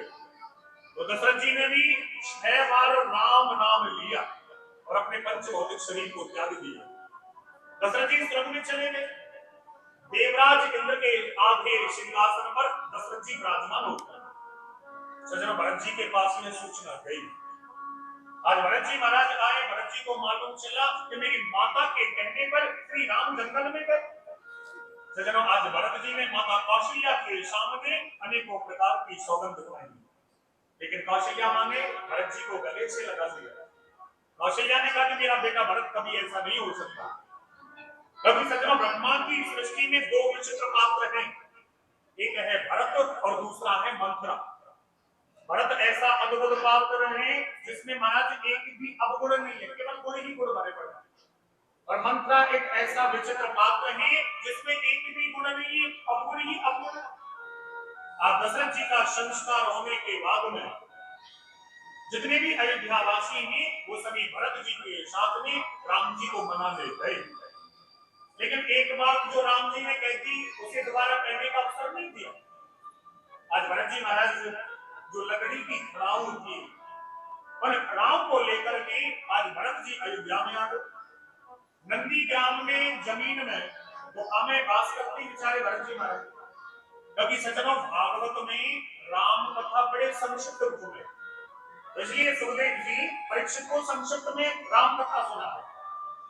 सज्जनों जितने दिन भगवान राम जंगल में रहे उतने दिन अयोध्या वासियों ने अपने पैरों में जूते चप्पल नहीं पहने थे, क्योंकि अयोध्यावासी जानते हैं कि राम नंगे पैर जाते तो हम जूते चप्पल कैसे पहने।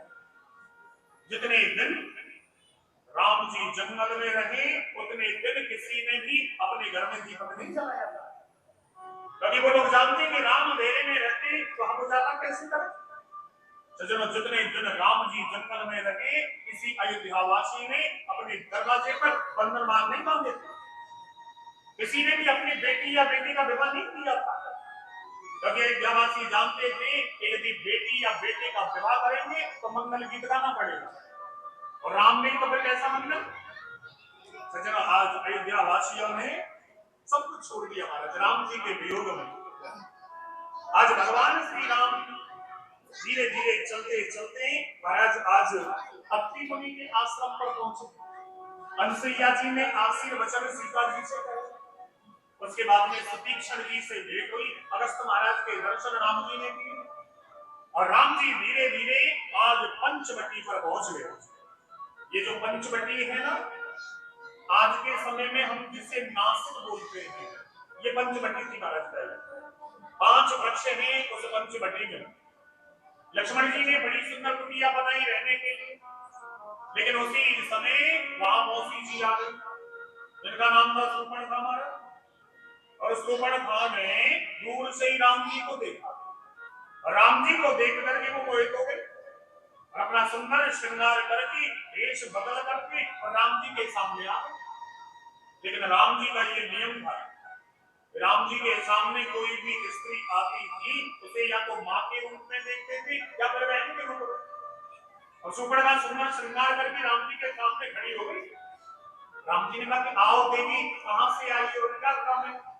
शूर्पणखा ने कहा जी आई कहां से हो, मैं तो पति ढूंढने निकली हूं, मैं तो स्वयंवर करने निकली हूं महाराज। राम जी ने कहा कि देवी पति ढूंढने का काम माता पिता का होता है, ये कष्ट तुमने क्यों किया।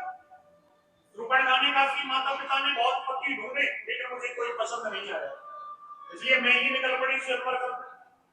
राम जी ने कहा कि बड़े संकोच की बात है कि आपको अभी तक आपका पति नहीं मिला। शूर्पणखा ने कहा कि आज तक तो नहीं मिला था लेकिन आज मिल गया। राम जी ने कहा कि आज मिल गया मतलब। शूर्पणखा ने कहा कि तुम सब पुरुष न वो सब नारी, और यह संयोग विधि रचो बिचारी। शूर्पणखा कहती है कि वैसे तो ज्यादा सुंदर आप भी नहीं है, लेकिन फिर भी मैं आपको अपना पति बना लेती हूँ।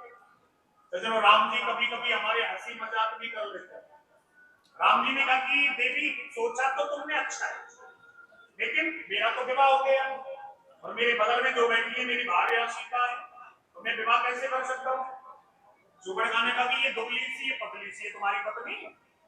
अरे महाराज इसकी चिंता मत करो, इसका तो मैं नाश्ता कर जाऊंगी, पता भी नहीं चलेगा इसका तो, और आपके साथ में जंगल में घूमने के लिए मैं जाऊंगी। सज्जनों आज राम जी ने कहा कि देवी जो सामने वृक्ष है उस वृक्ष के नीचे मेरे छोटे भाई बैठे हैं कुमार लक्ष्मण, उनके पास में जाओ। अब ये शूर्पणखा लक्ष्मण जी के पास में पहुंच गई। लक्ष्मण जी ने कहा कि आओ देवी क्या बात है। शूर्पणखा ने कहा जी वो काले काले राम जी है ना वो मुझसे विवाह करना चाहते हैं, लेकिन मैं गोरे से विवाह करूंगा, इसलिए महाराज मेरा मन हो गया है कि मैं आपसे विवाह करूं। लक्ष्मण जी ने विचार किया कि जब राम जी मुझे कुमार बता सकते हैं तो मैं भी राम जी के लिए कुछ करूं। आज लक्ष्मण जी ने कहा कि देवी यदि मुझसे विवाह करोगी ना तो झाड़ू लगानी पड़ेगी। राम जी जानते कौन है राम जी, अयोध्या के राजा। अयोध्या का राजा कहकर के लक्ष्मण जी शूर्पणखा को बताना चाह रहे हैं कि जब दशरथ जी के 3 विवाह हो सकते हैं तो राम जी के 2 क्यों नहीं हो सकते। ऐसा करो तुम राम जी के पास जाओ। अब लक्ष्मण जी राम जी के पास में भेजे, राम जी लक्ष्मण के पास में भेजे। शूर्पणखा ने कहा कि पागल समझ रखा है मुझे, मैं रावण की बहन हूं, सर्वनाश कर दूंगी तुम लोगों का, मुझे कभी इधर भेजते हो कभी उधर भेजते हो, और सबसे पहले मैं सीता को नहीं छोड़ूंगी। तो जब काल वेश धारण करके वो सीता जी को पाने के लिए दौड़ी, लेकिन लक्ष्मण जी तो शेषनाग के साथ, आज लक्ष्मण जी ने उसके नाक कान दोनों को ही काट दिया। क्योंकि सज्जनों, नाक कहते हैं स्वर्ग को और कान कहते हैं वेद को। जो भगवान से झूठ बोलता है, भगवान से कपट करता है, वो न स्वर्ग में जाने का अधिकारी है, न वैदिक परंपरा में रहने का अधिकारी है। आज सुपर्णखा रोती चिल्लाती रावण के पास गई। रावण ने कहा कि ये दशा तो आई किसने की? तो जब वहां खरदूषण आदि बड़े बड़े राक्षस आ गए, लेकिन भगवान ने उनका भी उद्धार कर दिया। बोले राम लला की। महाराज, परिस्थिति ऐसी बन गई कि रावण ने मारीच को सोने का मृग बना करके भेज दिया। आज रावण ने सीता जी का हरण कर लिया। बड़ा सुंदर प्रसंग है, सब लोग जानते हैं। लेकिन रावण जब भिक्षा ले रहा था उस समय वो संत था, और जब उसने सीता जी का हरण किया उस समय वो राक्षस बन गया। क्योंकि रावण जानता था यदि मैं संत बन करके सीता का हरण करूंगा तो संत के चरित्र पर कलंक लग जाएगा। इसलिए जब वो भिक्षा ले रहा था संत था, और सीता जी का हरण किया उस समय वो राक्षस बन गया। सज्जनों, जटायु जी से विचित्र युद्ध आज रावण का हुआ, लेकिन पंख कट जाने की वजह से आज जटायु जी महाराज जमीन पर गिर पड़े। लेकिन सीता जी की नजर जिस पर पड़ी उसे भगवान राम ने मुक्ति जरूर दी, चाहे वो जटायु सही, चाहे वो सुग्रीव सही। और जटायु को अपने हृदय से लगा करके राम जी ने कहा कि हजारों वर्ष तक जीवित रहो, मेरा आशीर्वाद है। जटायु ने कहा कि ऐसी सुंदर मृत्यु मुक्ति होगी। स्वयं भगवान की गोदी में अपने प्राणों को त्याग दिया। सज्जनों, भगवान धीरे धीरे चलते चलते आज सबरी के यहाँ गए। सबरी को बड़ा सुंदर नवता भक्ति के बारे में भगवान ने बताया। उसके बाद में श्री हनुमान जी महाराज ने सुग्रीव से राम जी की मित्रता कराई, और राम जी ने जो बाली था महाराज, उस बाली का वध किया। भगवान राम ने बाली से कहा कि तुमने वेद विरुद्ध आचरण किया है, इसका परिणाम तुम्हें मिलना था। भगवान राम ने अंगद को अपनी सेना में ले लिया। हमारा जितने भी वानर सेना है वो सभी राम जी की सेवा में लग गई। दसों दिशाओं में वानर सेना सीता जी की खोज में जा रही है, लेकिन दक्षिण में कौन जा रहा? दक्षिण में जाने से सभी को डर लगता था महाराज, और हनुमान जी महाराज अपने बल को ही भूल जाते हैं, बल्कि विस्मृति हो जाती है हनुमान जी को। लेकिन सज्जनों, हनुमान जी जैसा दयालु इस संसार में कोई नहीं है। क्योंकि किसी का द्वापर में प्रताप है, किसी देवता का कलयुग में महाराज, किसी का सतयुग में, लेकिन हनुमान जी का तो चारों युग परिताप तुम्हारा।